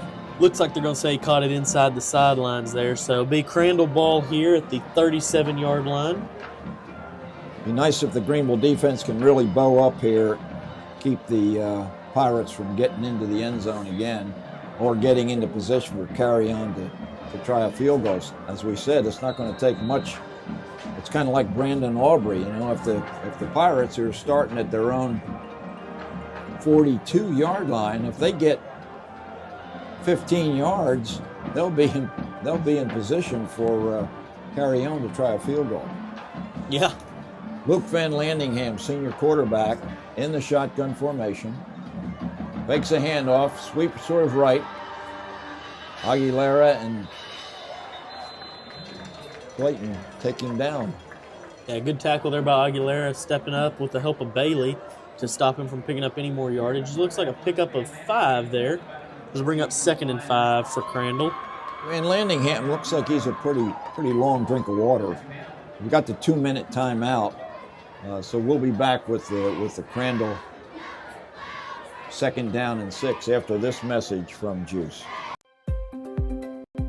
GEUS trims trees all year long because we want first-rate electric reliability. And you know what that makes? Mulch. Lots of mulch. Mountains of mulch. And if you know someone who needs mulch, just come to 502 Wesley Street to pick it up. You'll have to load it yourself, but you can take as much as you want for free. Because it's just one more way GEUS is delivering hometown service and world-class reliability. And welcome back here to TA Cotton Ford Stadium, where we currently sit at a score of Crandall 17, Greenville 7, with 2 minutes left here in the first half. And Crandall has the ball at their own 47-yard line. Like we were saying, Van Landingham is a senior, and he looks like he stands maybe about 6'2 or 6'3. Probably doesn't weigh more than about 160 pounds. But a pretty experienced quarterback. I remember him from last year's game. 2nd down, he looks to his right, finds a man to his left, or vice versa, gets the completion, and tackled quickly after a short pickup. A tackle made by Bailey there as the receiver looks to be shaken up on the play. Hopefully it's nothing too serious as he's down in pain, and it looks like the 41-yard line. Yeah, he was hit about the time he received the pass, so it's almost like a defenseless receiver. But you can't fault the defender for making the play. Yeah, Bailey's just trying, to keep him from being able to spin out of the tackle and pick up the first down there. Yeah, the sophomore defensive back, Javian Bailey's had a pretty good game thus far. Had that one reception for just short of a first down on offense. So he's doing a good job for that Greenville team, and just yet another one of those sophomores producing down there on the field. Yeah, and there's lots of them, and that goes to show, in my opinion, good things for the team next year. They've got more and more sophomores producing every single game, and that's good things. Yeah, there's no doubt about it. And not only the sophomores, but we've got several juniors, of course, particularly on the offensive front. I think we counted like 6 or 7 juniors in that offensive depth chart, offensive line depth chart. So we know that anchored by Davenport next year as the offensive line could be pretty formidable. Yeah, for sure. And, of course, we got a couple of freshmen on the field. One of them is Jalen Mayfield, that offensive right tackle. And then, of course, Jordan Rector, who plays defensively. He's down there on the field. He wears number 90. We brought him up about mid-season from the JV, and Rector's done a pretty nice job, and he's a pretty good-sized young man. 4-man front for the defense as Crandall set up with 3rd and 3. Van Landingham finds his man and struggling for yardage and not getting it. Yeah, it looked like 14 for Crandall. Looked like the tackle was originally made by number 40, Aguilera, but there was a whole Pride of Lions in on that tackle, as that's going to bring up 4th and 1 for the Pirates. And Greenville's going to take a timeout. I think they're probably going to try to draw something up here to try, because I have a feeling Crandall's going to run that ball, and they've been successful enough that I think they could very well pick up 1 yard. Yeah, they might go into a goal line defense and try to prevent the 4th down and 1.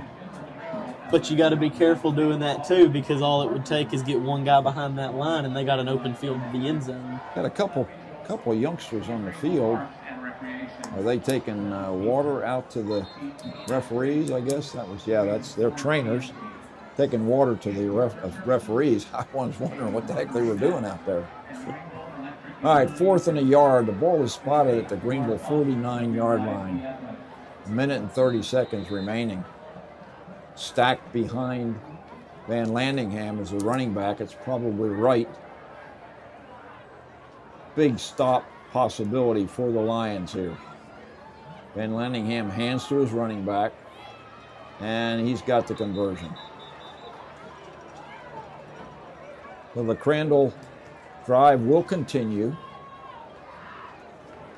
Aguilera, last one to get up. Clock is running. No indication of any kind of a stoppage. 1st and 10 for Crandall at the 46-yard line of Greenville. Once again, Wright sets up next to Van Landingham. Takes a snap, looks to his left, and overshoots his man just off his hands. Yeah, unfortunately, no Greenville defender caught where the ball landed, but a great job to get there quickly in case the ball had been caught. It looked like that pass was intended for number 8, Braden Watson. He's a senior receiver and defensive back. He'd probably like to have that one back because that was a catchable ball. That stops the clock at 57 seconds. Greenville trails 17-7. They will get the ball to start the second half. Crandall in a 2 receivers left, 1 to the right, with an H-back. Fakes the handoff, and Landingham looks downfield, and it's incomplete. Yeah, it was. I don't think it was intentional, but number 7, Cameron Clayton, just kind of ran right in front of that ball, and it bounced off his back and broke that pass up. Doesn't matter how you do it as long as you do it. Hey, as long as it doesn't end up in the hands of a Crandall receiver, I'm happy with it. Well, Cam Clayton is one of those guys that's kind of around the ball all the time.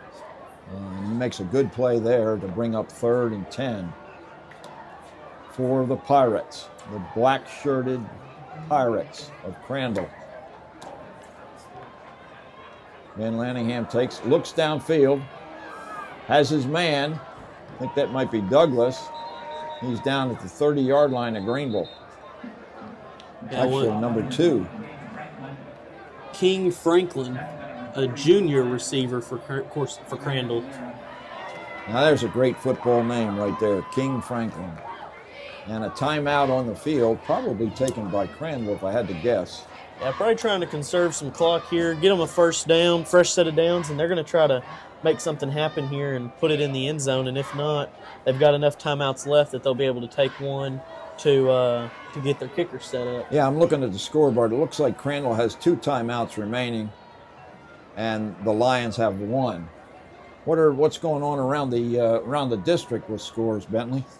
Yeah, so Poteet and Terrell are taking each other on right now in Terrell. Terrell leads that game 35-0 in the second quarter. Oh, wow. Ennis has beaten Corsicana in Ennis 21-7. And then, of course, we've got our game tonight. The 4th game of the district won't be played till tomorrow night. Okay. All right, we're back on the field now with Crandall. 1st and 10. Van Landingham with the keeper. He's got lots of room to run, and he's got a first down inside the 15-yard line.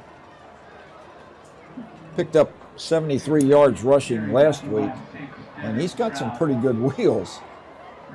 Yeah, he does. Clock stops with the first down, 38 seconds, and Crandall trying to push another one in.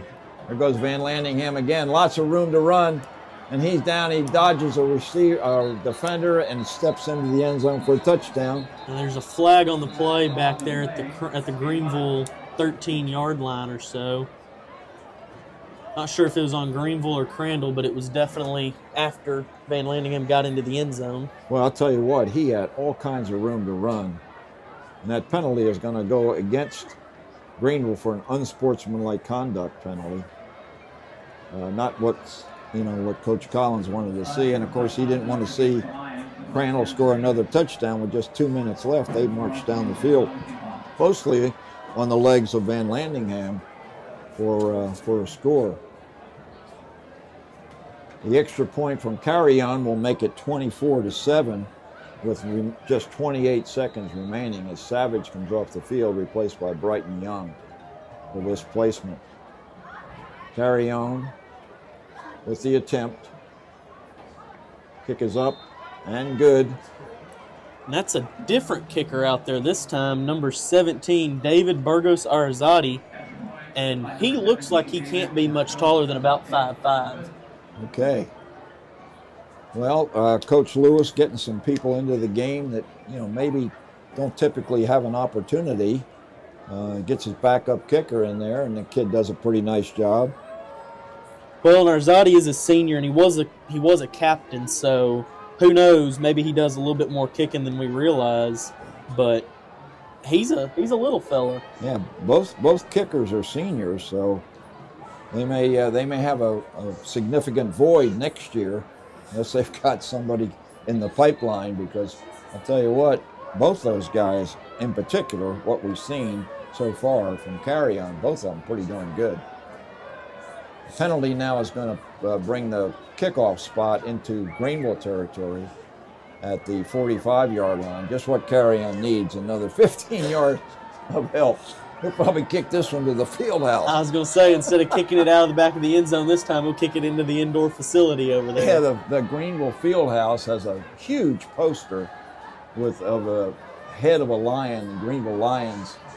I don't know who did that work, but that's really, really nice. But Carry-On's got a strong enough leg, he could almost reach that. And offsides on the kick attempt, on the onside kick, but offsides was one of the Crandall coverage guys. Yeah, onside was the kick, offside was the call. Yep.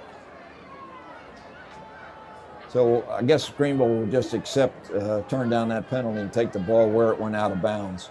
Yeah, it looks like they're going to get the ball here. They're spotted at the Greenville 37-yard line.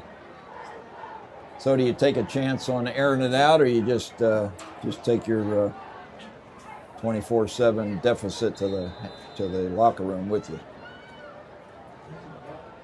I think you air it out at least once, see what they've got. I mean, let them see how they can play. In motion goes the running back. Quick bubble screen out to the left. It's complete to Colbert. He's out of bounds after a pickup of 7. They only ran about 6 or 7 seconds off the clock there. Good clock management by Greenville. Colbert gets out of bounds. Teeters replaced in the backfield by sophomore McEwen. Got Ethan Brand back there at the running back spot right now with Freeman. So that's a different look. Maybe get some extra blocking. Freeman's loose on a scramble. He's up to midfield. And he's at the 40-yard line of Crandall. And did he lose control of the ball again? Well, it looked like they may have popped it out, but... Well, the first down will stop the clock temporarily. Greenville does have 1 timeout remaining, and they've chosen to take it with 11 seconds remaining. Freeman has had some success scrambling, but he really has a problem with ball security. Yeah, that's a real issue. They need to work on that for future reference. Well, especially if they think about, since him and Phoenix and Rodriguez are both sophomores. If they think about using Freeman anywhere else on the team next season in a different position to try to run anything different, right? He's going to need to work on that ball security tremendously if he's going to run with the ball much or catch the ball much. Yeah, he's a tougher kid, more effective in the run game than Rodriguez, but I think Rodriguez has the clear advantage throwing the ball. So we'll see what Freeman can do here with 1st and 10 with 11 seconds remaining. Takes a snap, gets some pressure, has his man down at the 20 and out of bounds. I think that's Whitus again. It is. Got all the way down to, it looks like, the 17-yard line there. 4 seconds left on the clock here in the game. How about this Lion offense, Bentley? All of a sudden came to life, moved down the field smartly with very little time left on the clock. So now with 4 seconds. And they're going to let Figueroa kick a 34-yard field goal here. Yeah, and I think this may be his first field goal attempt, or if he's had a field goal attempt, I don't think he's converted one yet. No. So we'll see if he can get this one up and in to cut this deficit. A high snap is held by, and the kick is short and right. There is a flag on the play at the 20-yard line on both sides. He might have we'll wait for the officials' call. The officials are maybe headed for the locker room, or I'm not really sure. So it looks like that call might have probably went against Greenville. Okay, no call from the officials, so we'll assume that it's a not significant situation. So as we go to halftime, the Lions again have an opportunity to put points on the board, and they just can't do it, don't they? Yeah. Just can't do it. And you hate to see that. 24-7 they trail. We'll be back with David Claiborne from the Greenville Hurdle Banner, and maybe a special guest from last year's team after these messages from GEUS. At GEUS, we're proud of our competitive electric rates. And if you want to save even more, think about changing your thermostat by 4 degrees on some of the hottest or coldest days of the year. We call it 4 degrees of savings, and it's one way you can save money so you can have more nights out, more ice cream cones, and more fun with your family. GEUS, hometown service, world-class reliability. GEUS trims trees all year long because we want first-rate electric reliability. And you know what that makes? Mulch. Lots of mulch. Mountains of mulch. And if you know someone who needs mulch, just come to 502 Wesley Street to pick it up. You'll have to load it yourself, but you can take as much as you want for free. Because it's just one more way GEUS is delivering hometown service and world-class reliability. Public power means that your utility is community-owned and not for profit. It is a commitment to our community. We pride ourselves in local leadership and accountability. At GEUS, our mission goes beyond delivering electricity. It's about providing low-cost yet reliable and high-quality electricity, television and internet services, and giving back to the community we live in. At GEUS, public power means local leadership and a shared vision for a brighter, more connected Greenville. Together, we're lighting the way to a better future. When GEUS first brought electricity to Greenville, the world looked like this. Today, more than 130 years later, the world looks like this. Some things change over time, and some things stay the same. Competitive rates, reliable electricity, and hometown customer service. GEUS, delivering reliable electric service to our hometown for more than 130 years. Serving the people of Greenville is what we do. At GEUS, community involvement, volunteering, giving back through sponsorships, and providing hometown service with world-class reliability are just a few of our priorities. Being a locally owned public power utility means we are your family, friends, and neighbors. Community involvement and giving is easy when you are serving your hometown. Nationally recognized reliability and service, owned by those we serve for over 130 years. In Greenville, utility billing is simple thanks to teamwork between GEUS and the City of Greenville. You just get one envelope or one email and make one easy payment covering electricity, streaming TV, internet, water, sewer, and trash. Instead of 6 separate bills, you get one. It's more convenient and it saves money for everyone. Local service, local decision makers, and one simple bill.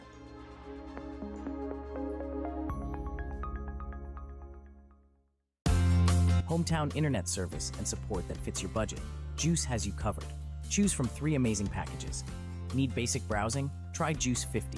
Streaming and gaming more your style? GEUS 320 delivers. For the ultimate experience, try GEUS 500 and keep the whole family connected. Whether you're streaming your favorite shows or competing online, GEUS Internet keeps you connected. Visit GEUS.org or call 903-457-2800 to find the perfect plan for you today. Through GEUS's Roundup program, you can make a big difference with just a few cents. When you join Roundup, your GEUS bill is rounded up to the nearest dollar. That's anywhere from 1 to 99 cents a month.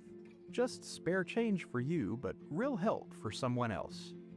Your donation helps support neighbors in need right here in our own community. You can choose to round up your monthly bill, make a recurring donation, or give a one-time contribution. Looking for a better way to manage your electric service? Meet SmartPay, the prepaid electricity program from GEUS that gives you control, convenience, and peace of mind. With SmartPay, there are no monthly electric bills, no late fees, lower security deposits if required, and no disconnect or reconnect charges. SmartPay is perfect for short-term residents, budget-conscious households, and anyone who wants more control without the surprises. Okay. All right, Bob Muty back here at TA Cotton Ford Stadium with David Claiborne from the Greenville Herald-Banner, longtime sports editor. The Lions trail Crandall 24-7, and I'm interested, David, to see these statistics because it seems like Greenville's, kind of been in this game, but the score doesn't indicate it. Well, part of it is the inopportune turnovers. But yet, it's kind of, we got Devin Stroud with 2 fumble recoveries where he just took the ball away from the guy, the Greenville, but then they have 2 picks. Yeah. And those picks really hurt the Lions because they were moving the football. Yeah, that one in the end zone was particularly painful. Yeah, that was an inopportune time for that. Here's some stats here. First downs, Crandall 13, Greenville 6. Rushing yards, Crandall 134, Greenville 63. Passing yards, this is interesting. Crandall 154, Greenville 173. My goodness. So Jeremiah Freeman, but he got 75 on that one completion. Yeah. Boy, that was something else. That one completion there to Chris White. It's great to see Chris White is back. Yes. He's a playmaker. Yeah, he's definitely a gamer. No question about it. What I've got, rushing totals. I got Zayden Armstrong-Peters with 34 yards on 8 carries. I got Freeman, Jeremiah, 3 carries, 27 yards. McEwen, they slung him down pretty hard on that one kick. Yeah. He just has 2 yards. Jeremiah, I got him 6 of 10 passing, 173 yards. Widest 2 catches, 97 yards.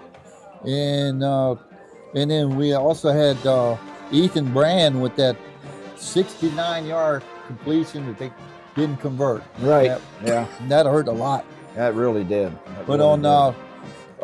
Crandall, they've been. I noticed coming in that they had 2 quarterbacks with lots of yards, and I kind of expected them to alternate, and that's what they've done. And I've got. Van Landingham. He looks like he's really dangerous with both passing and running. Well, last year he hurt the Lions throwing and running. Yeah. But I got him 1, 2, 3, 4, 5, 6, 7, 8 of 11 passing 139 yards, and he's got 47 yards rushing on 4 carries. Okay. Briones, I got him 3 of 6 for 15 yards. Their top rusher is Jeremiah Wright. Micah Wright. Micah Wright, yeah, I said Jeremiah. 50 yards on 8 carries. I wonder where Derek Ward Jr. is. That's Any idea? what the morning news writer Bo Carter and I were talking about. Where is he? Well, he Okay. had 1,200 yards rushing coming in. Right. You know, 10th game of the season, there's some people that are banged up. And Or they might have had him sitting out the first half for some kind of disciplinary reason. we don't know nowadays. Yeah. It's harder than ever to keep up with who's on the current list and who's not. Yeah, playing. it'll be interesting to see if we see number 22 on the field here in the second half. You know, Devin Stroud, those two times he just took the ball away from the guy, the runner, just took it away from him. Yeah. That's great to see. But I think you see that more in the NFL where they're really trying to punch that ball out Yep. and grab the ball, and I think it's Exactly. carried down. That seems to be an art now, is forcing fumbles. Yeah, we talked about that a little bit when he made that second fumble recovery or strip, whatever you want to call it. That's a weapon for the defense. Yeah. But Stroud's a senior leader in that defensive secondary. And he's really come on here the last couple of games. You know, he made some plays in the spring game. There were some guys in the spring game that I watched. You know, Montana McEwen had a good spring game, and I made a note to watch him. And Devin Stroud, I thought he had a good spring, and he's made some plays on defense. There've been some really good tackles by some of the Greenville defenders tonight, but on the with the defense against the running game, they're still having trouble with bringing down that running back. Well, I saw one hit by, I guess, Ligarian Savage. Boy, he hit this guy hard. Yeah. They're very physical tonight. They're playing hard. You know, it's the last game, and it looks like the Lions putting everything they got into it. And Yeah. that's what we want to see. We'd like to see that every game. Yeah, it would have been good if we could have kept Crandall from getting a touchdown there late in the first half, because that's kind of a morale This season, situation. there have been a couple quarters where it looked like the Lions just kind of took the quarter off, but they're not doing that tonight, and there's no reason to. Why save it? This is the last game. Go for it. Put everything you got into it. Nothing to keep it for, but again, they're young, and hopefully we're going to be in a good position for next year, David. It's going to be interesting on the districts. You know, I'm seeing some numbers on community out of Nevada that they're going up to 5A. And Silver Springs is supposed to go up to 5A. Okay, so we could see Greenville in a district with community and Silver Springs. Yeah. Caddo's got to be pretty close to going Cattle to 5A Mills, they're too. still going to stay down from what I hear. Okay. But at community, I heard last year that it won't be long before they're 6A. They're kind of taking off like Princeton Kind did. of like Princeton, yeah. Princeton, bless their hearts, they were doing okay at 4A, and they moved up to 5A, and they weren't that competitive. Now they're in 6A, and they stuck them in a football district with Allen and some of those Oh kingpins my over there. goodness. Yo, you You talk know. about it. You know, Greenville's got it tough in the district we're in. I mean, this is a pretty tough district. But to go in with teams like Allen for poor Princeton, oh boy. Well, you know, last year, or was it year before, somebody drew a map of all the state championship football teams in Texas, and you could draw a circle about 150-mile radius. All but like 2 of them were right around here. The Metroplex. And okay. I don't care what level you're in, by the first, second round of the playoffs, you're going to run into somebody that's probably going to the state finals or may win it all. Well, we got some pretty good teams in the area, I think, particularly Commerce. Commerce is having a breakout year. Yeah, They're number 7.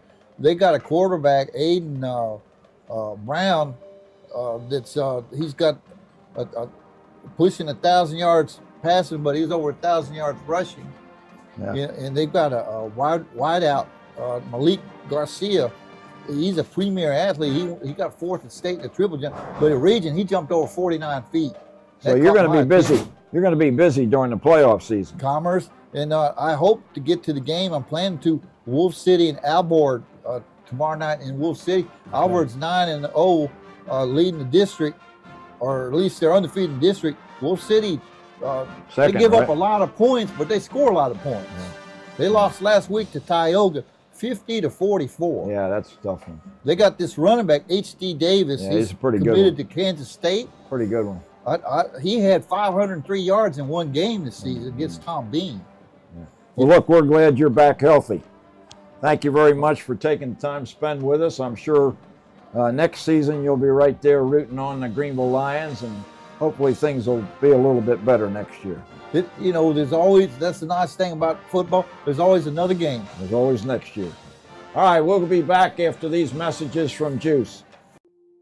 Through GEUS's Roundup program, you can make a big difference with just a few cents. When you join Roundup, your GEUS bill is rounded up to the nearest dollar. That's anywhere from 1 to 99 cents a month. Just spare change for you, but real help for someone else. Your donation helps support neighbors in need right here in our own community. You can choose to round up your monthly bill, make a recurring donation, or give a one-time contribution. I own an electric company. I own a power plant. I own an internet provider. Because I'm the owner, real people answer my calls. Since I'm the owner, I can walk right in and talk to people face to face.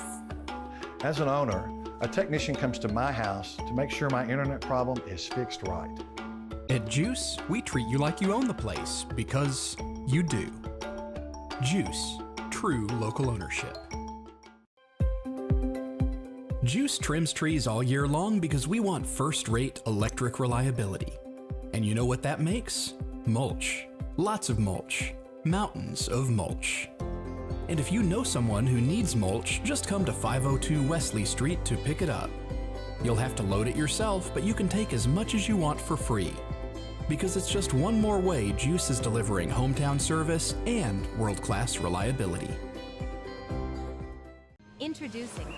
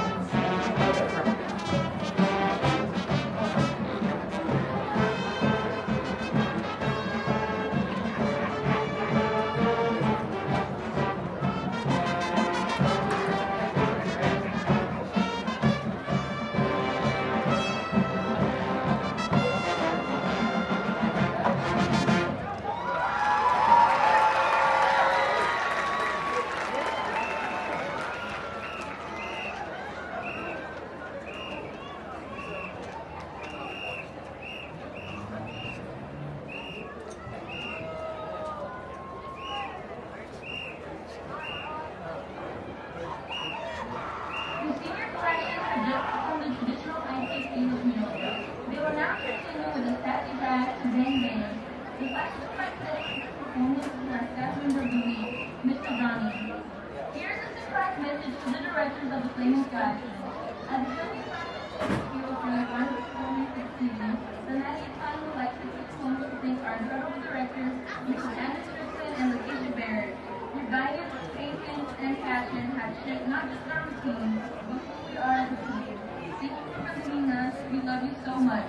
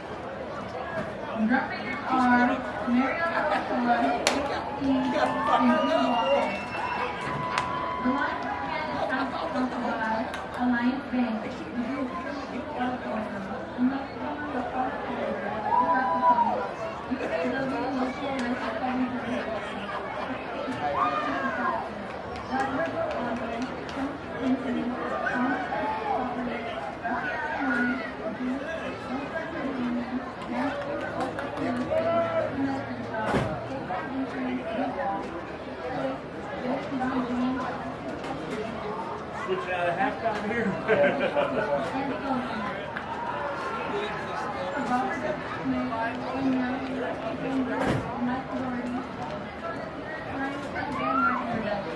SOS.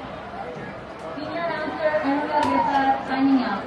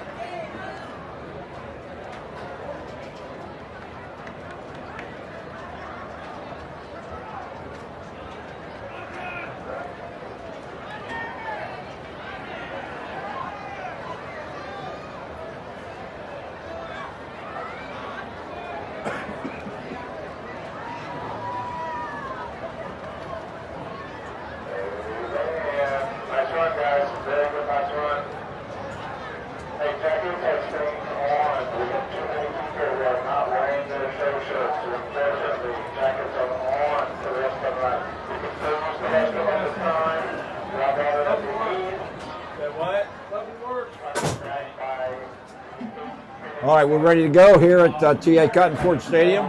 Just had an opportunity to visit with Jonathan Sampson, Greenville alum who's up at Austin College right now. Unfortunately, he suffered a fractured rib and he's not on the traveling squad for a trip to Louisiana tomorrow. Anyway, Crandall's going to do the kicking off to start the second half. And Carrion is going to do the honors.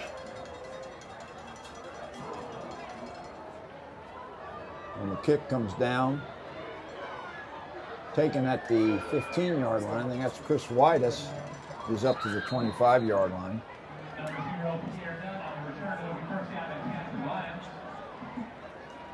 Okay, so Greenville will start with pretty good field position once again. 24-7 they trail to start here in the second half. We talked about whether or not we'd see the running back Ward from Crandall in the second half, but that's going to take a while because I got a good feeling the Lions are going to have a sustained drive and put touchdown on the board. I got to say, I agree with you. We see Edward Fluellen, number 14, step into the backfield at the running back position for the first time tonight. Yeah, it's his first opportunity to get some time in. Freeman takes a snap, hands to Fluellen. Fluellen is off the right tackle, pushing the pile for a few yards.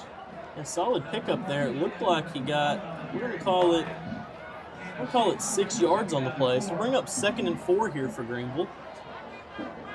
Llewellyn, I think, has some good potential. He's just a junior, I believe, and he's going to figure in the Greenville plans for next year. Yeah, for sure. He picked up 6 on the play, so we'll call it 2nd and 4. Whitus switches over to the right side. Freeman looking downfield. He has his man. I think that's Brand. And Brand on the second reception is going to move the chains. Yeah, they're going to say he got just enough. So they'll bring up 1st and 10 for Greenville here from the Greenville 38-yard line. Good start for the Greenville offense.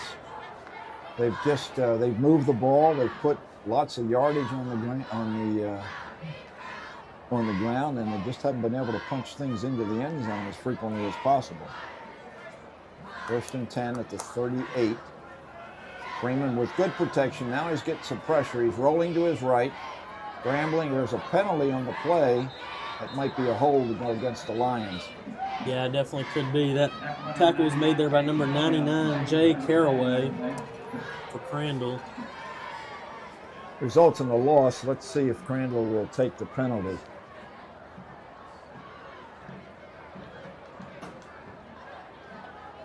Looks like a face mask penalty. Maybe. Well, they're walking it way back. That's a 15-yarder if it is. So, yeah, that's going to make, you get the down over, but that's going to be 2nd and forever, as we say. Yeah, looking at 1st and 25 here. First is better than 2nd. It is. Gives you 1 extra down to work with. But still, 25 is a long way to go. That's why I have Bentley alongside me, folks. He keeps me straight. 1st and 25. Sophomore quarterback Jeremiah Freeman watches his H-back go in motion. Pressure now. A little screen pass. Overshoots his man, and it's intercepted for a Crandall touchdown. And that ball was picked off by number 13, Payson Hardman, linebacker. And it was just, pocket was collapsing, lots of pressure around him, and just overshot his man. I believe it was intended for Dunn, and it was just, somebody wasn't on the same page there. Was it off his hands? No, but it looked like he never even got his head around to look at the ball. So not sure that Dunn knew it was coming, but even if he had, it was above his head. So. That's the 3rd interception charged to Freeman tonight, and this one a pick 6. And rather than a sustained drive for the Lions, the turnover results in a touchdown for Crandall, and this extra point will make it 31-7. Not the start that Greenville wanted, getting the ball coming out of the locker room. Not at all. Yeah, you come out of the locker room with the ball and you're down by a little bit, down by 17 points, and you're hoping to score a touchdown there and shrink that lead, and unfortunately the opposite happened. It grew. Well, turnovers are always a big part of any football game, but tonight, actually been turnovers on both sides with Devin Stroud, creating a couple turnovers for the Lions, but these interceptions by Freeman, they've really hurt. Yeah. Really hurt. Got a couple other score updates real quick before we get started here. Ennis is currently leading Corsicana 28-7 in Ennis, and Terrell is playing Poteet again at home in Terrell and is up 49-7 at halftime. Yeah, well, it looks like your prediction of Ennis to finish in third place is going to hold true. They'll finish behind Terrell and Midlothian Heritage and go into the playoffs, and they'll face a number 2 team from, what is it, District 7 5A? I believe so. All right, it looks like the kickoff is going to be taken by Burgos Arzate, and he's the backup kicker. He kicks it down. It's taken at the 25. I think that's Whitus, and Whitus was covered pretty quickly. Or was that done? It was done there. Ran a long way. Wasn't able to pick up a ton of yardage there. But well, you running east-west sometimes is not quite as good as running north-south, but if the blocking scheme took him that way... Sometimes that's all you got, and you got to go with it. Yeah. Got out to about the 29-yard line here, so that's where Greenville will start this drive. There's only one thing you need on that, though. You need blocking. Exactly, and more of it. And I didn't see too much of it. No. Anyway, the Lions are set up at their 29-yard line. It seems like they've started at their 29-yard line a lot during the last 2 games. Had 3 receivers to the left, 2 to the right. The pass is... It's intended for Colbert, but fell incomplete. Bring up 2nd and 10 for the Lions here. Interesting that they would have 3 to the left and they would throw to the right. Yeah. That was just a decoy, I guess. I guess so. It looked like Colbert, he had one guy on him and a second guy real close to him, so tried to fit it in a narrow window. All right, 2 receivers right, 1 to the left. Low snap handled by Freeman, handoff to McEwen, and there's nothing doing.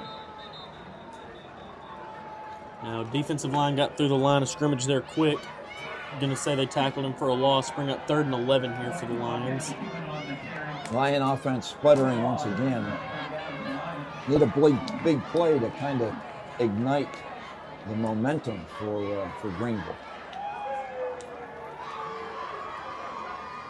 Yeah, look for him to maybe make a pretty good pass downfield. I'd like to see him at least try to get 9 yards down the field before they catch the ball here, if possible. Yeah, and then get some yards after the catch and move those chains. Whitus in motion, goes over to the slot on the right. And Freeman is sacked at the 15-yard line. That's a huge loss there. Defensive play by Jaden Hurtado, junior linebacker from Crandall, and that sets the Lions back that much farther. It's going to be a 4th down and very nearly 25 yards to go. And Freeman will be standing inside his 10-yard line in this punch formation. If there's any wind, he may have it at his back because it's been coming out of the south all day long. Aguilera with a snap.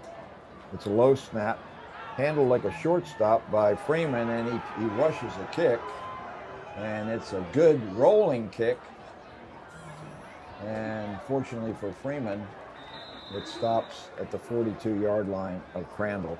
Yeah, and Aiden Ray tried to help the Lions out there a little bit. He's blocking number 7 and tried to make him bump into the ball there, but unfortunately he was not successful. So Crandall will start with the ball here at the Crandall 42-yard line, it looks like. 8 minutes and 19 seconds remaining here in the 3rd quarter. The 31-7 deficit for the Lions. Really good starting field position once again for Crandall. They've enjoyed good starting field position just about on every one of their drives. Briones keeps the ball on the right side, and Teeters helps bring him down after a 5-yard pickup. Yeah, big tackle there by Teeters and LeGarren Savage, number 70. So Lions will be looking at 2nd and 5 here, 2nd and 6 here as they try to defend against this Crandall offense. As we said, the Lions are in a 4-man defensive front. Mekhi McEwen is on the left side at his left end defensive end spot. Briones looks to his left. He has his man on a little bubble screen. And a nice tackle in the open field. A great play there by Colbert to get over there and keep him from picking up any more yardage. Going to bring up 3rd and 4 for Crandall. Colbert's made some really hard tackles tonight. I've been very impressed with him defensively. Colbert's a fantastic player, and I'm looking forward to seeing him get an even bigger role next season. Yeah, just a sophomore along with many others down there in the field for the Lions. Briones hands off to his running back, and there's nothing doing. Thrown for a loss. Savage is in on it. Teeters is in on it. Rector's in on it. Just a good, solid defensive play by the entire Lion defense. Yeah, great play stopping him for a loss. They'll bring up 4th and 6, and looks like we're going to see the Crandall punting unit for what, the 2nd time tonight? 2nd punt of the evening, and standing alone as a deep receiver for Greenville might be Pierre Dunn. It's a high snap. Kick is away, and Dunn muffs it, but he covers it, I think. And they are pointing in the direction of Greenville, so the ball ended up in the hands of the Crandall coverage man, but we just have trouble fielding punts, don't we? Yeah. Yeah, it's an unfortunate thing. Luckily, he was able to get on it, and the ball was whistled dead before the Crandall player jumped on it. So Greenville will be starting here at the 21-yard line, because that was a scary, scary play. That was scary. And I don't know whether I identified the proper player or not. But in any event, 1st down Greenville. It's a reverse and a flea flicker. And unfortunately, the blocking doesn't hold up, and Freeman is sacked and fumbled the ball, but I think they're going to say he was down first. Freeman's had a long night. He really has. Looks like there may be, they're going to call it an incomplete pass. Well, hey, we'll take it. That's a real break. The play call, didn't fool anybody on the Crandall side. They just were all after the quarterback, despite the double handoff. 2nd and 10. Quick pass out off the hands of Whitus. And it bounced before it got to him, too. Oh, I was wondering, because normally Whitus is pretty sure-handed, so I should be watching the monitor instead of trying to trust my failing eyesight from up here in the press box. Bring up 3rd and 10 for the Lions here. My apologies to Chris Whitus. Again, Freeman has been really knocked around pretty much tonight, and I'll tell you what, as a quarterback, when you're getting beat around, it's hard not to have happy feet and throw the ball all over the place. There's a snap that gets away from Freeman. He tries to pick it up, and he's tackled at the 2-yard line. Things just went from bad to worse. Yep, as that's going to bring up 4th and a long ways. Yeah, and there's not enough room for Freeman to be in a normal punt formation, so Crandall may decide to really put the pressure on the Greenville punter. Well, they got close enough to him on that last punt that if it's not a perfect snap, they're going to get back there and they're going to block that. Yeah, and you know that Crandall's going to have wonderful field position regardless.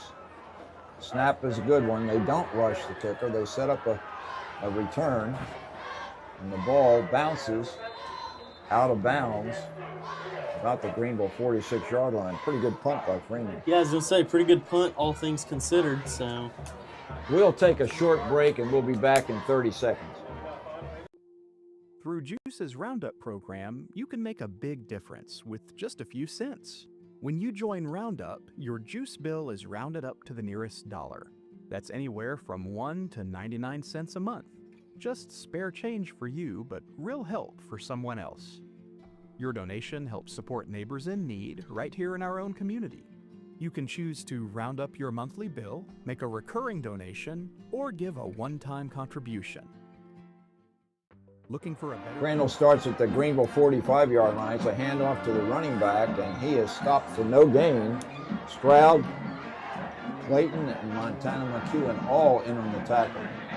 And a great play by the Lions as they were able to get through the line of scrimmage and get around the edge, bring up 2nd and 10 for the Pirates. Luke Van Landingham is in at the controls, the senior quarterback, who's put up some nice numbers, both throwing and passing tonight. Crandall takes a snap, takes a handoff to Ingram, and on the keeper, and there's a penalty on the play after a short pickup. Yeah, I'll see who that goes against. Looks to be a pickup of about 4 on the play, but we'll see if that stands. Solid tackle on the play there. And it looks like it is not going to stand. We're marching back 10 yards there. It's one of the better tackles we've seen tonight. Just wrapped up the legs of Christian Ingram and brought him down. Was that Teeters? I believe so, yes. Teeters out of the game now, taking a break, playing both ways. 2nd and 20. Lots of movement in the backfield. And the running back is brought down by Colbert right at midfield. Yeah, Lions bit on the fake a little bit, but Colbert and some other Lions were able to correct it and keep him from only picking up about 5. So 3rd and 15 for the Pirates. We talked about the collaborative efforts, the team building concept of dinners before the game on the night before, and then of course the breakfast on the day of the game, and it'd be nice if that continues. 3rd and 15 for Crandall. Looked like there was some movement on the left side. Finally they do throw the flag. Yeah, it was very obviously some movement. Left tackle kind of just moved his foot, and initially the flag didn't come out, but finally the ref saw it. The head linesman threw the yellow hanky, and 5 yards more against Crandall brings a 3rd and 20 with 3:50 remaining here in the 3rd quarter. 31-7, Crandall leads. And Landingham looking downfield, has a man, it's complete to Douglas, and Douglas is brought down short game. A big tackle made there by Montana McEwen, the younger brother. So a good job by the Greenville defense once again, forcing another punt. So the defense has stepped up. The only score here in the second half has been by the Crandall defense. Yep. 4th and 17 here as the Pirates get ready to punt it away. I think Carrion is the kicker. It's a high kickoff. And a fair caught at the 16-yard line. Dunn handles this one with no issue. Pierre Dunn is a junior wide receiver and backup quarterback, but I don't think that's really his position. He's clearly a return man and wide receiver. Yeah, I really think he's just the quarterback that they put in there. If something happens, goes real bad, and they just need somebody to take the ball and hand it to a running back. Yeah, emergency quarterback. That's what Coach told me earlier in the season. If something were to happen to Rodriguez, Freeman was down on the JV at that time, that Dunn would be able to finish the game, and then if Rodriguez didn't come back, that Freeman would be brought up. And of course, he was very early brought up. He fakes a handoff once again, throws the ball low, and there's a frustrated Ravion Colbert. The ball just never got to him, very much like the pass to Whitus a few minutes ago. So I don't know whether Freeman's having trouble handling the ball, or maybe it's slipping out of his hands or something. Yeah, I really don't know, but you know, he's not the most accurate quarterback in the world, but that is not an issue we have seen all this season. No. And you wonder, you know, he's really taken a beating. You wonder if possibly his hand might have been injured some way. Here's a handoff. Teeters has got some room on a nice cutback. No, it's Fluellen. Fluellen's still going, and Fluellen's going to move the sticks. Yeah, big pickup of about 16 or 17, but he ran about 60 yards on that play. Yeah, started out to the right, made a nice cutback move, something we don't see very much from the Greenville runners. So maybe a little instinctive cutback by Fluellen results in a Greenville first down. Yeah, huge play there. Freeman throws something off the field before he hands off to Fluellen again. And Fluellen is running hard for maybe a 5-yard gain. Yeah, it looks like they're going to give him a gain of 5 on the play. So to bring up 2nd and 5 for the Lions here. You know, with the struggles that Freeman's having, I wouldn't mind seeing, you know, a lot more of Edward Fluellen, because I think he's got the juice. I really do. I think you're right. 2nd and 5 for Greenville. Fluellen moves to the left side of Freeman. Now back over to the right. Fakes the handoff this time. Freeman has it on the keeper, and Freeman has good yardage. Yeah, big pickup there. And that's something we kind of talked about a little bit prior to the game and during when we weren't on air. Freeman definitely has the power and the physicality to move the ball with his legs. And that might be a good option. Just, you know, if Fluellen's having some success, you fake a handoff to him, and it creates a good decoy and opens things up for the quarterback on the keeper. 1st and 10 Lions. Fakes a handoff again. Freeman looking downfield. He has a man deep. And it's Bailey. Bailey with the catch. Evades the tackler, and he's into the end zone, does a little dance. Greenville touchdown. Great play by Bailey, as that was a 57-yard touchdown. And a great connection there by the 2 sophomores. It's a confidence boost for Freeman for sure. Yeah, for sure. He definitely didn't underthrow a receiver on that play. He put it right in the breadbasket, and Bailey took it the rest of the way to the house. And there you see the value of a successful running game. It obviously opened things up for the passing game, and Bailey got behind his man, and Freeman put it on the number. That's exactly what you want to do in that situation. Lions are lining up like they might be thinking about going for 2. Not exactly sure this early in the game, but let's see if they're successful. They got momentum. Man in motion cuts in front of Freeman, and there's a confusion, and Coach Collins didn't get the play called that he wanted, so he had to take a timeout. Yeah, and a very frustrated Coach Collins is you do not want to be burning a timeout this early in the second half. Not on a point after, no. No. Well, we'll take a timeout with him, Derek. Through GEUS's Roundup program, you can make a big difference with just a few cents. When you join Roundup, your juice bill is rounded up to the nearest dollar. That's anywhere from 1 to 99 cents a month. Just spare change for you, but real help for someone else. Your donation helps support neighbors in need right here in our own community. You can choose to round up your monthly bill, make a recurring donation, or give a one-time contribution. When GEUS... And we're back here at TA Cotton Ford Stadium. I'm Bob Muty. Alongside me is Bentley Love, my superior color coordinator and caretaker, I might add. Always make sure I've got my mic in the right place and I'm sitting in the right area. And here we go for the 2-point conversion attempt. Colbert in motion, started upfield a little bit. Freeman rolling to his right, throwing back, and he's looking for Brand, and it falls harmlessly in the end zone. Yeah, unfortunately, and that's not something you really want to see happen on a play like that. You obviously want to see him get in the end zone there, but he was under pressure pretty quick and tried to do the best he could there, and thankfully it wasn't picked off. Yeah, and again, the Crandall deep, the deep secondary is doing a heck of a job covering people. Yeah, I mean, for sure. Both Brand and Colbert were covered there, and Freeman spun out to try to deceive the defense and then throw back, and nobody was fooled. And not necessarily saying either by any means that the offensive line did a bad job there, but if everybody's covered, eventually they can't hold those guys there forever. Right. So eventually you got to get rid of the ball, and if everybody's covered, you just hope somebody's able to go out and make a play. All right, so the score is 31-13. The numbers are reversed on the scoreboard. Greenville on the 13 end. 59 seconds remaining after that touchdown connection between sophomore Jeremiah Freeman and Javion Bailey.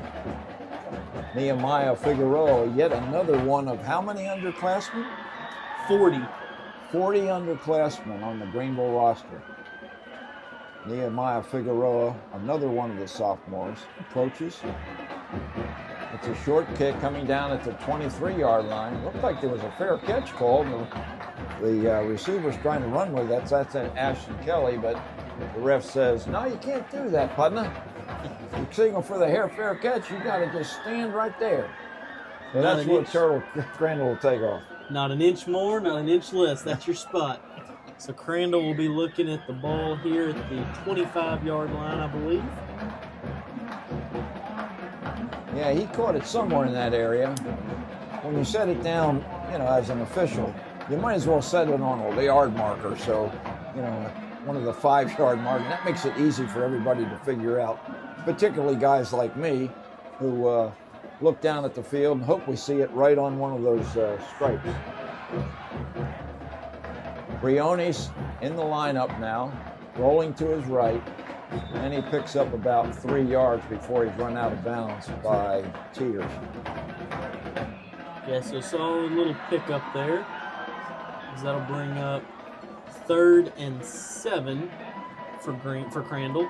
And that stops the clock. Whenever you run out of bounds or there's an incomplete pass or a first down, the clock is stopped temporarily on a first down situation, but until the ball is snapped in this situation, the Briones went out of bounds.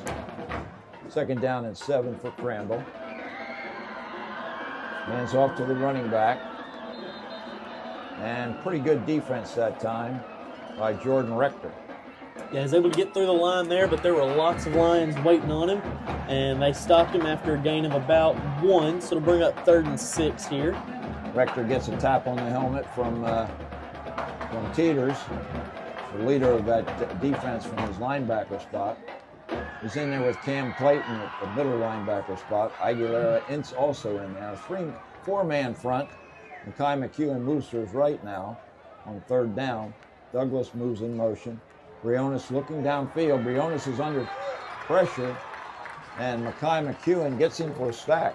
Yeah, great play by the senior there here on senior night, as that's going to back them all the way up to about 4th and 14 here, and that'll be enough to take us to the 4th quarter here. So we're going to take a short break, and we'll be back after this word from GEUS. GEUS trims trees all year long because we want first-rate electric reliability. And you know what that makes? Mulch. Lots of mulch. Mountains of mulch. And if you know someone who needs mulch, just come to 502 Wesley Street to pick it up. You'll have to load it yourself, but you can take as much as you want for free. Because it's just one more way GEUS is delivering hometown service and world-class reliability. And welcome back, Greenville Lion fans. I'm Bob Muty and Bentley Love. Just talking about Crandall in this second half. In that 3rd quarter, I don't know exactly what the stats would be, but I don't think Crandall had more than about 20 or 30 yards total offense. I think you're probably right. It was very little. And a great job there by the Greenville defense. The only touchdown Crandall scored of the quarter was on the defense. Yeah, the pick 6 early on to bring the score to 31-7 at that time. Greenville has since responded with a touchdown to Javion Bailey. But Jeremiah Freeman had 173 yards passing in the first half, and he just put another huge one there with Bailey. But here's 4th down for Crandall. Punter standing at his own, ball's over his head. It's almost blocked. And what a kick under pressure. Ball is bounding inside the Greenville 35-yard line. It'll be down at the 32. That's where the Lions will set up shop. Yeah, a heck of a kick there by Carry On. Like you said, there's a lot of pressure on him. Jaco was full in the air trying to block the punt there. I was able to get it off, and it was a heck of a kick. Well, if Crandall has a weakness, it's in their deep snapper. Yeah. Because, I'll tell you what, I think I could deep snap as well as that guy. It's almost like he's throwing a ephus ball or something back to his punter, and that one went over the guy's head. Yeah. Yeah, you don't want to snap him a bullet necessarily, but you want it somewhat on a line and not rolling end over end. Okay, I'm going to turn over play-by-play to my colleague Bentley Love. Jeremiah Freeman takes the snap in shotgun formation, hands it off to Fluellen, going around the right side.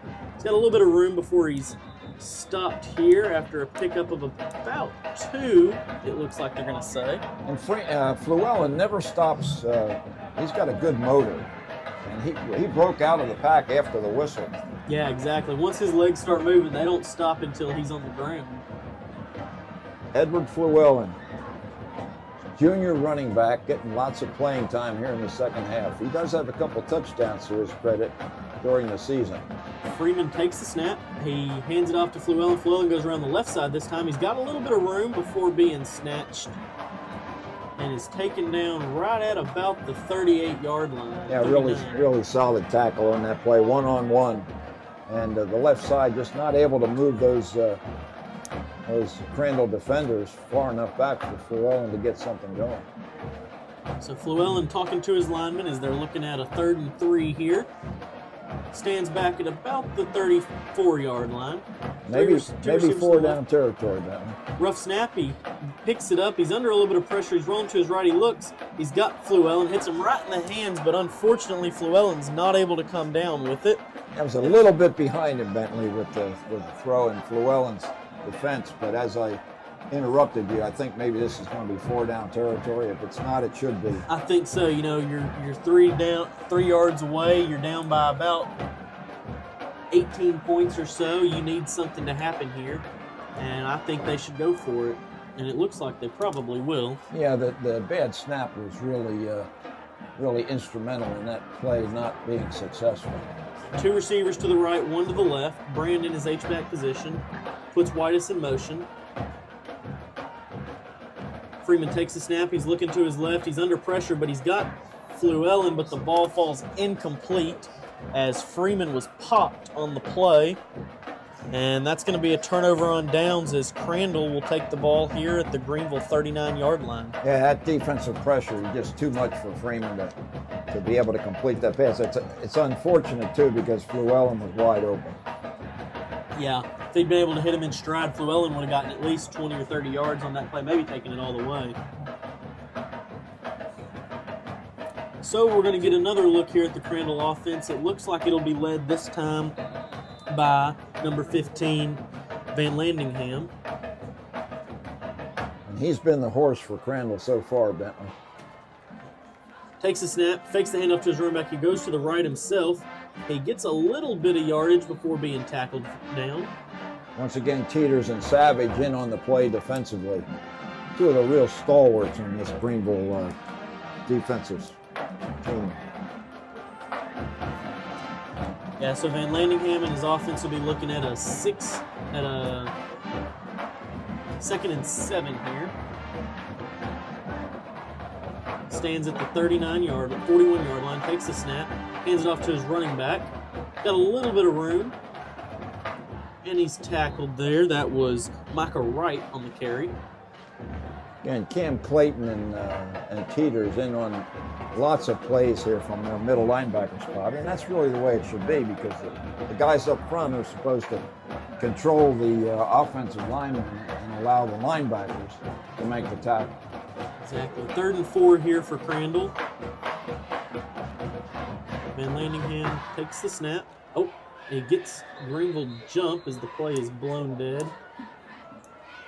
Yeah, let's see if that might be a procedure penalty against Crandall. Blowing it dead makes me think that might go against Crandall here. Waiting for the referee's call. Now it's going to be against Greenville.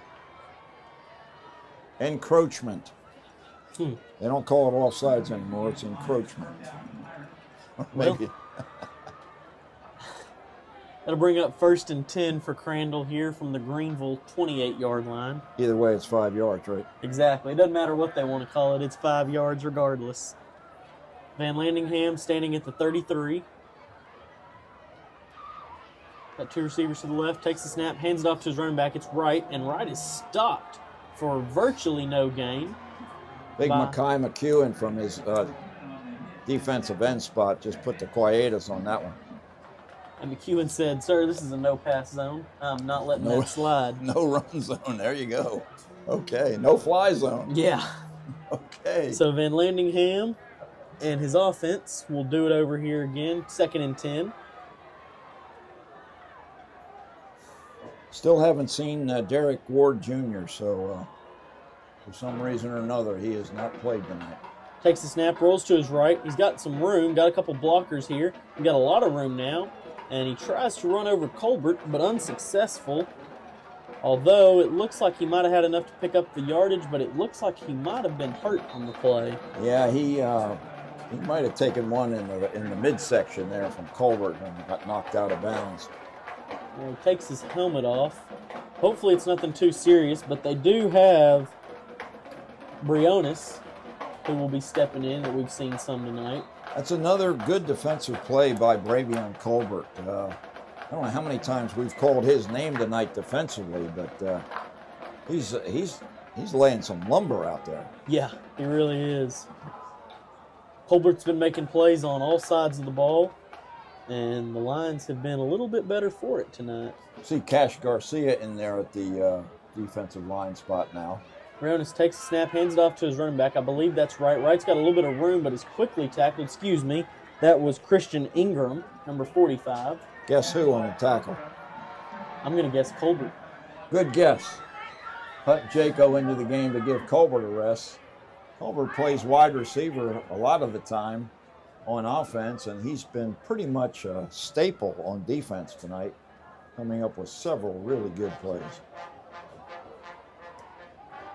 Briones standing at the 17, takes the snap, hands it off to his running back, gets around the right side, got some room, but is stopped just shy of the goal line. That was Ingram again. Yeah, lots of room off the right side, and that big number 76 for Crandall is doing a heck of a job. Brownie Relish Jones, senior offensive tackle. And he's not a small boy, I'll tell you. Not at all. I watched him on a play a while ago, and he stood up from his stance and didn't block anybody. It just moved out to his right, almost like a pulling tackle. Offensive line change here. Briones takes the snap, hands it off to Ingram. Ingram goes through the right side and escapes into the end zone, virtually untouched there. I've never seen an offensive formation like that. I almost thought they didn't have 4 men in the backfield. Yeah, I'm not sure that they did. There was a hole between the center and the right guard who moved into position, and that wasn't the hole that Ingram went through, but he had a big hole. There's a snap is high. Briones rolls to his right. He's under pressure by Jaco. And Briones holds off Jaco and is able to throw it into the end zone there for a 2-point conversion on a busted PAT. That's what they call the fire drill. Whenever you get a bad snap, you have to come up out of the holder spot, and Briones did a heck of a job finding somebody there. Yeah, he did. That brings us to a score of Crandall 39, Greenville 13, with 6 minutes and 53 seconds left here in this game and in this Lions season. Why don't we take a short break? Maybe we can get some scores from around the district. Hometown internet service and support that fits your budget. GEUS has you covered. Choose from 3 amazing packages. Need basic browsing? Try GEUS 50. Streaming and gaming more your style? GEUS 320 delivers. For the ultimate experience, try GEUS 500 and keep the whole family connected. Whether you're streaming your favorite shows or competing online, GEUS Internet keeps you connected. Visit GEUS.org or call 903-457-2800 to find the perfect plan for you today. In Greenville, you took... And welcome back here to TA Cotton Ford Stadium as we await the kick by Alejandro Carrion. We got a couple scores here for you. Terrell currently leads Poteet 58-14, and Ennis currently leads Corsicana 28-7. Carrion's kick is up. It's a long kick like normal, but it was more of a bullet this time than a high arcing kick as it bounces out the back of the end zone. Yeah, all the deep receivers can do for Greenville, who normally stand about the 5 or 10 yard line, is just watch the ball fly well over their head. Carrion got a heck of a leg on it. Yeah, Carrion doesn't let you don't get to return it unless Carrion wants you to. You see down on the field, number 3 in street clothes, that's sophomore quarterback Phoenix Rodriguez, who suffered yet another season-ending injury with a separated shoulder. Thought maybe we might see him, but for precautionary reasons, they didn't want to bring him back early. That's understandable. You know, he's your starting quarterback, and you presume he will be next year, and you don't want anything messing that up. Yeah, nothing on the line here with the 0-9 record coming in. Freeman standing at the 20-yard line, takes a snap, he rolls back, he's looking to his left, he's got his man, that's Colbert, shocker again, as Colbert goes across the field. He's at the 40, he's at the 50, he's at the other 40, the 30, the 20, the 10, and he's going to take it all the way into the end zone for a 75-yard touchdown, and then some, as he ran a long way horizontal too. And I'll tell you why he was able to score that touchdown. He got a great block from his running back, Edward Llewellyn, who was in the pass pattern and turned and saw Brady beyond Colbert coming across the field and put a hit on somebody and sprung him for that touchdown. And so great play by the Lions, great throw by Freeman, great block by Llewellyn, and a heck of a running job by Colbert. Just a simple little crossing pattern, and Colbert takes it all the way to the house. And so the Lions looking at a 2-point conversion here as Freeman relays the play to his offense. He's got Teeters in the backfield with him now. Standing at the 7-yard line, takes the snap, he rolls to his right, he throws it back to Sixtos, and Sixtos runs into the end zone completely untouched. You gotta love it. For a trick play 2-point conversion. What a play by the big man. On senior night, you gotta love that, you know? I'll tell you what, you got a senior that's been out there that's really only had 1 year to play because of injuries for his first 2 years. A guy who's a D1 prospect, actually, at the left tackle, and he gets a chance to, actually it was a lateral. It was a backward pass, but it didn't make any difference because Sixtos took care of it and had nothing but green between him and that black end zone. Well, and I got to say, if I was a Crandall player, I don't think I would have wanted to step in front of him. That's a big man moving down the line at you. I'm with you right there. We say he's about 6'5", weighs about 250. But that's a guesstimate. We don't know that for sure. He could be a little bit bigger. Well, he might be heavier, but he's really put together. There's not an ounce of fat on Julian Sixtos. I don't think. I would guess he's got a BMI probably around 20. So we're looking at a score of Crandall 39, Greenville 21 with 6.5 minutes left here, as we're going to get another look at the Greenville kicking team. And Sixtos sitting on the bench, getting all the hoorahs from his buddies. You know, that's really something special on senior night. I just love that play call. Yeah, for sure. Got to be something that Collins and his offensive coordinator put together special. Yeah. So Figueroa here getting ready for the kick. It looks like it might be an onside kick, unsurprisingly. Greenville down by 18 here. If they can get the ball back, they could make it interesting. Yeah, they're kind of heavy on the right side. The guys are down in the 3-point stance. Here's the kick. It bounces high. It's loose. Greenville's got it. It's Montana McEwen. What a heck of a play by McEwen as he recovers that onside kick all the way out at about the 40. So a great play there by the Lions and a great job by McEwen to jump on that ball. How about the job by Figueroa? That was just an excellent onside attempt. That ball was hopping and jumping off that turf, went off the hands of a Crandall defender high, right into the arms of sophomore Montana McEwen. A perfect play there, perfect kick there by Figueroa. Bounced over the first guy, bounced off the second guy's fingertips, and right into McEwen's hands. 6:35 remaining. Do you think there's a possibility for a miracle? We'll have to wait and see. Freeman standing at the 45-yard line here. 2 receivers to his left. He's ready to try to make this game interesting. Puts his man in motion. That's Fluellen. Takes the snap. He's looking to his left. Now he's looking to his right. He's got Fluellen, who drops the ball.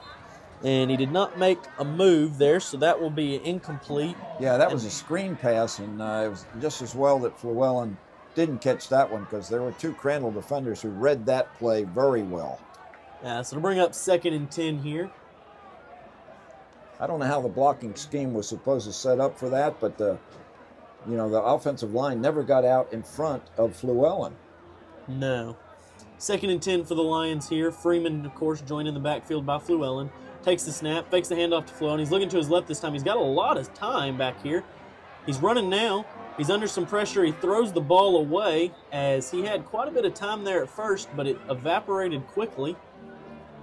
Yeah, it's a good decision that time by Freeman as he just couldn't find anybody. Again, kudos to that defensive secondary of Crandall.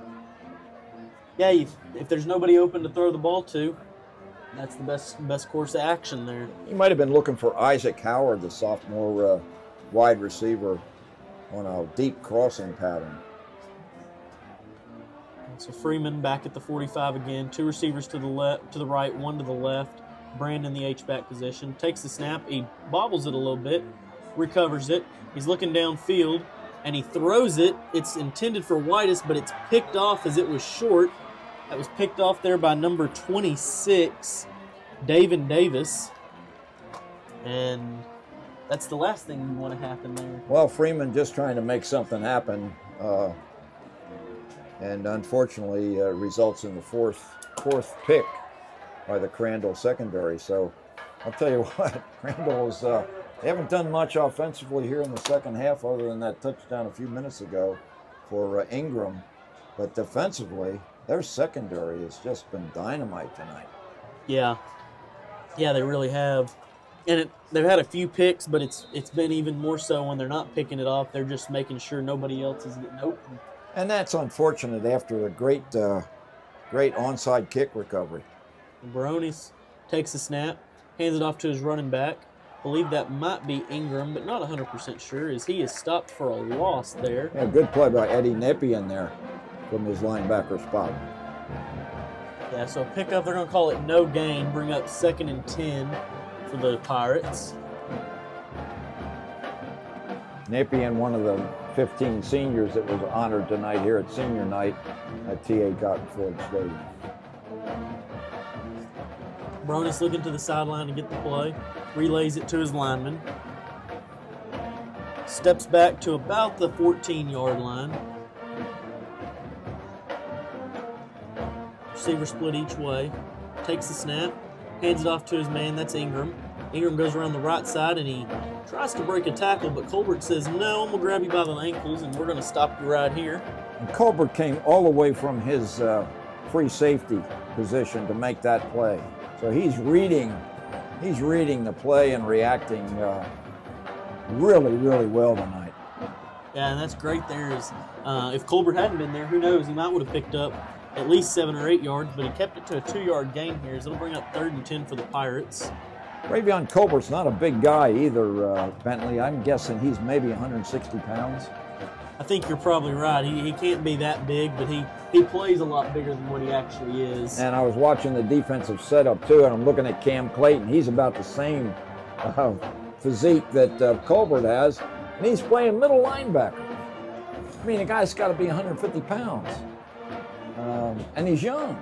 I mean, Clayton is he a junior? I think so. Yeah, because he's got an older brother who's a senior.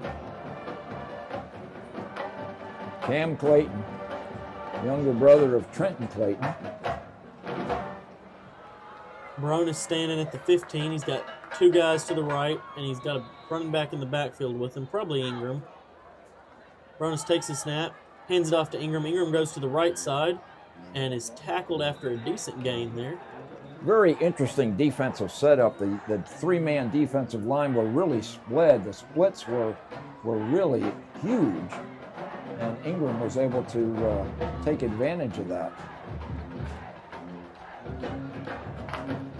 Bring up another 4th down for Crandall, and you wonder if they'll just kick this one away.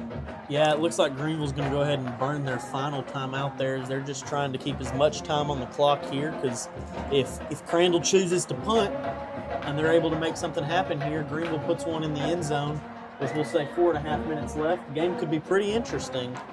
Yeah, I can't imagine Darrell Lewis will take a chance and not punt this one away, although his punt formation has been questionable with the deep snapper. See, I'd almost be kind of surprised if he does anything other than run the ball here, because if they get a yard, then they've got another set of first down and Greenville's out of timeouts. If they don't, their defense has been pretty strong and their secondary has been really strong tonight. Looks like you've called it.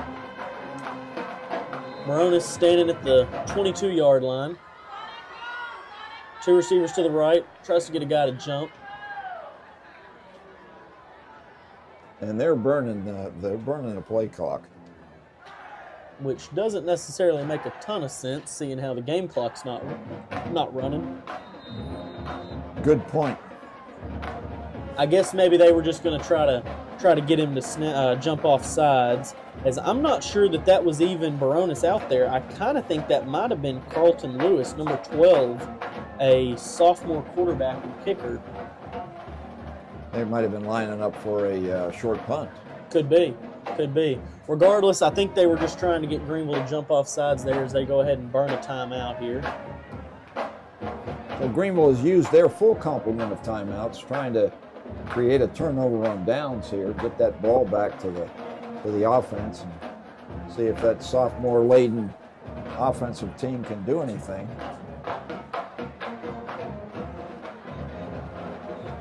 Coach Lewis is having a conversation over there with his staff, trying to find out exactly what they want to do.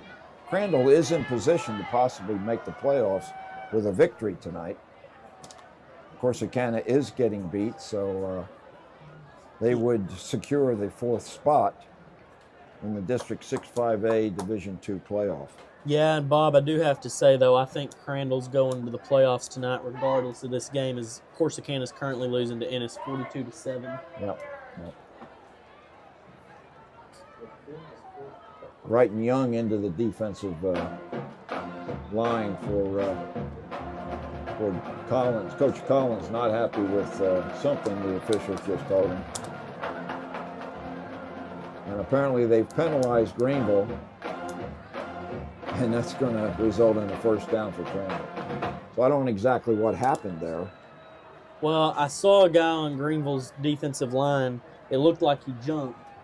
Encroachment maybe, but I never saw a flag. So. I didn't either, and then there was a timeout, and then after the timeout they enforced the penalty. And so snap's taken, his handing off to his running back. That is Wright, who has a ton of space there and gets all the way out to, it looks like, the Greenville 46-yard line. That was just that was a morale booster right there for Crandall. They get a break on the penalty that gives them the first down, and then they bust about a 15-yarder to get into Greenville territory. Yep. And that is the third-string quarterback in there.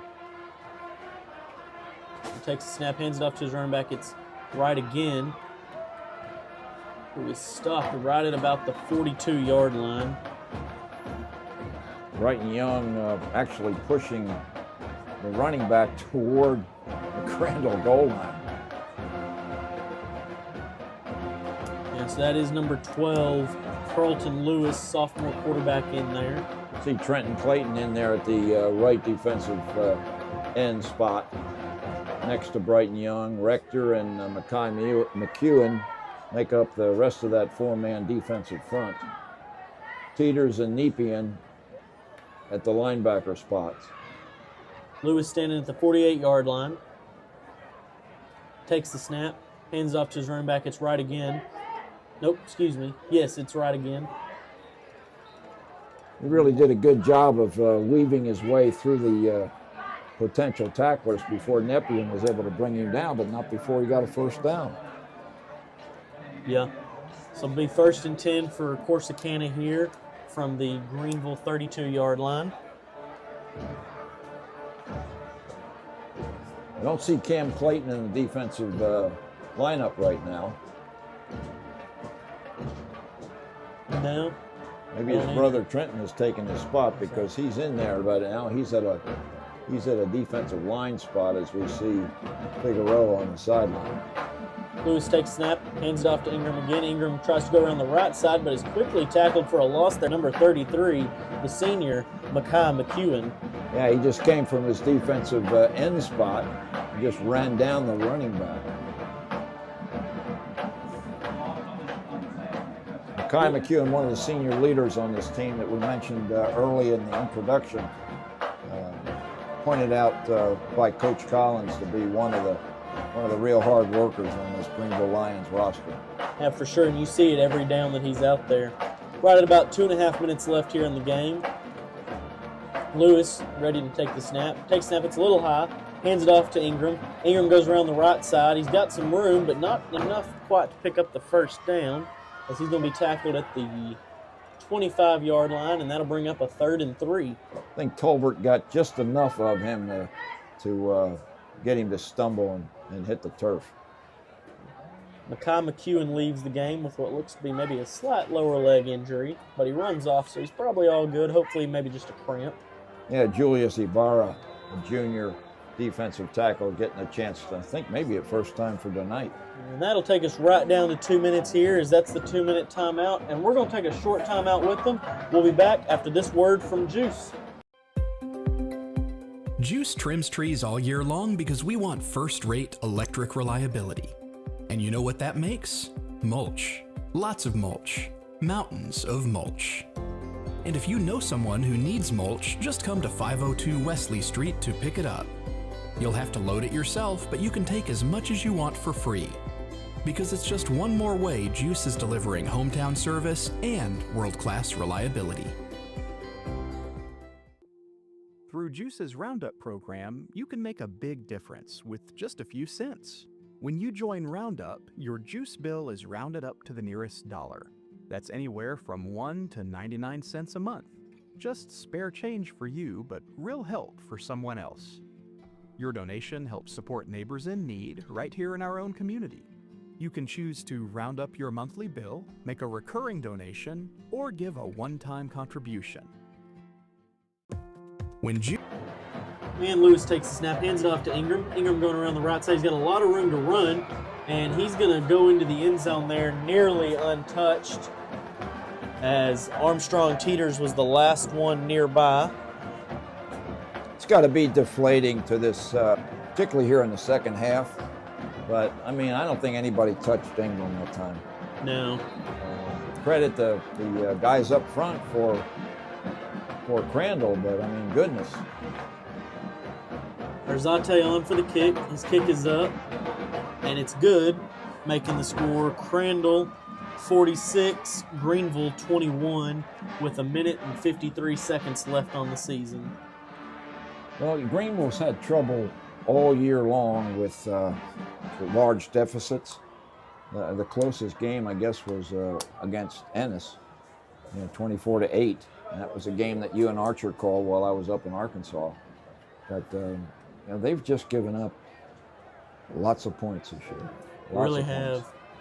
And I think it has a lot to do with they're on the field so much. They're on the field. I mean, well more than they should be. Ideally, each team would possess the ball for about 24 minutes, 12-minute quarters, roughly. They're on the field for way more than 24 minutes. Yeah, you're right. You're right. And but I think the defensive coaches, fundamentally, they've got some work to do in the offseason, just working on tackling. Now, we've seen some really good tackling tonight, but we've seen some plays like that last one that we didn't see anybody even get a hand on anybody. Yeah, exactly. Arzate with the run up for the kick here. It's a good kick, as it's going to go all the way. Would have gone into the end zone, but Dunn takes it and runs all the way out to about the 22-yard line with it before being pushed out of bounds. And did a really good job, Pierre Dunn, of tight-roping along the right sideline. I thought he made a bad decision even trying to bring that thing back, but got it out past the 25-yard line. So credit Dunn for a great return. Now they're going to say he stepped out at the 23, but you're exactly right. He turned what was real dangerous for a second into a really good run back there. Dunn, another one of those 40 underclassmen on this Greenville roster. Young team with hopefully lots of potential for next season. Yeah. Which will be Coach Collins' third season with this program. Freeman standing at the 17-yard line, takes the snap, he puts his man in motion, he throws it over, he's got Whitus.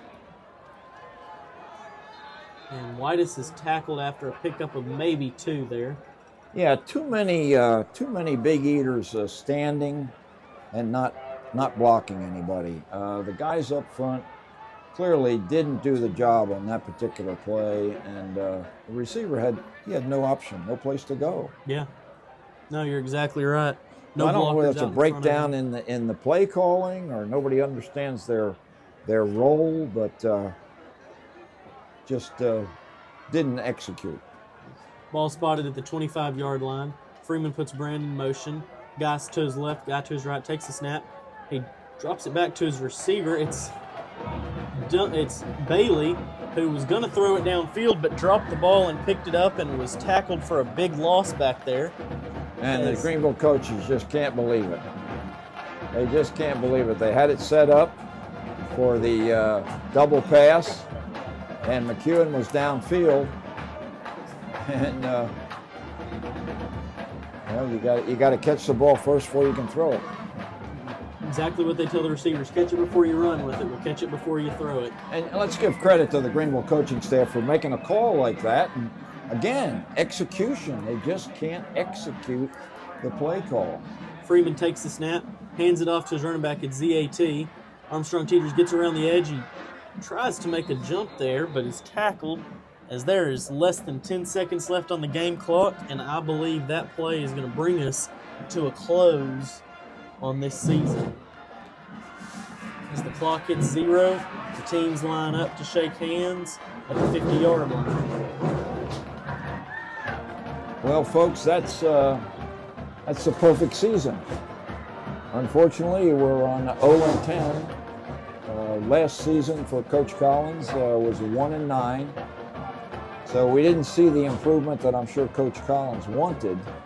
But when you have to bring so many players up from your JV team that you have to dismantle your JV team, you know that you got some issues with personnel. And the 40 guys that were underclassmen in tonight's game, plus people like Phoenix Rodriguez, who wasn't on the field, I don't know. What do you think? I think this season was a rough season, no doubt. But I think looking at this team, there were some bright spots, and there are some bright players that we've seen some really good things from. That if they work out all off season and they keep working and they keep honing their craft, this team will be better next season. I don't think there's any question. They've got to be better. Okay, I mean, if you're 0-10, you know. There's only one way to go, and that's up. Only one way to go is up. But, you know, with the redistricting next year, David Claiborne talked about it a little bit at halftime with the possibility of community going up to 5A. And us being maybe reclassified, not reclassified as a 5A team, but put into a district with different teams and get out of the conversation with the Midlothian Heritage, which is a, you know, perennial powerhouse, although Turtle was able to beat them this year. I think that the future is bright, and you would hope that those kids down there standing on the sideline right now in those white uniforms and red helmets will not be so disappointed with the results that they've experienced this year. You know, I agree completely with you there. But the biggest thing, I think, is Greenville has got to figure out some way to get more guys in a football uniform on varsity next season. Yeah. What has killed them all season long is the fact that you look down this roster and you've got guys now with all the injuries, but even at the start of the season, you have guys like Chris Whitus, you have guys like Aiden Ray, Devin Stroud even a little bit, Armstrong Teeters, Jamorian Hamilton, who was injured after game one. All of those guys are great players, but you've got them playing both sides of the ball, and it's hard for a player to give you 100% every time they're on the field when they're on the field the whole game almost. Yeah, and they tend to take it easy on defense, you know, to get a blow, and defensively is where Greenville really has their biggest problems. Offensively, they moved the ball tonight, just made too many mistakes. And that's a sign of the 40 people that are not seniors on this team. That's a sign of a team being young. Yeah. I said 40 people that will be returning next season, but a lot of those, probably close to half of those, are sophomores. Right. And freshmen. Yeah. But you're right. You know, somebody's got to take the lead in the schoolhouse and get out and say, look, we were 0-10, but we've got some potential for improvement and a future that is better for the Greenville football program. Why don't you come and join us? And let's build this roster, get some of the talent that's walking the hall out onto the field, and let the coaches work with them and mold them into the type of team that Coach Collins wants to have. You're exactly right. I mean, like I mentioned before, if you've got a guy as talented as Chris Whitus, as talented as Bravion Colbert, as talented as Aiden Ray and Armstrong Teeters, and they're able to put all of their talent into only one side of the ball, I don't see anything but good things happening for this team. Yeah, yeah. And you can see on your screen Coach Collins talking to his team. Here's a team that just finished 0-10, and there's a coach with enthusiasm telling his kids, hey, you did your best. We appreciate you. Keep working hard. Enjoy the off season. And we'll work hard in the weight room, and we'll be better next year. Yeah, you're exactly right. And I think we will see that improvement. Like I said, I mean, I said it several times. I don't know that I really need to say it again, but the key is get more people on the roster so you're able to stay healthy all year long. Yeah, or and most everybody healthy. Yeah, we appreciate all of you listeners for staying with us.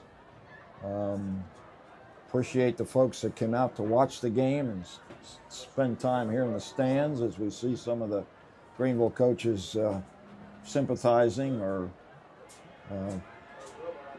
telling one another, hey, come on, it's okay.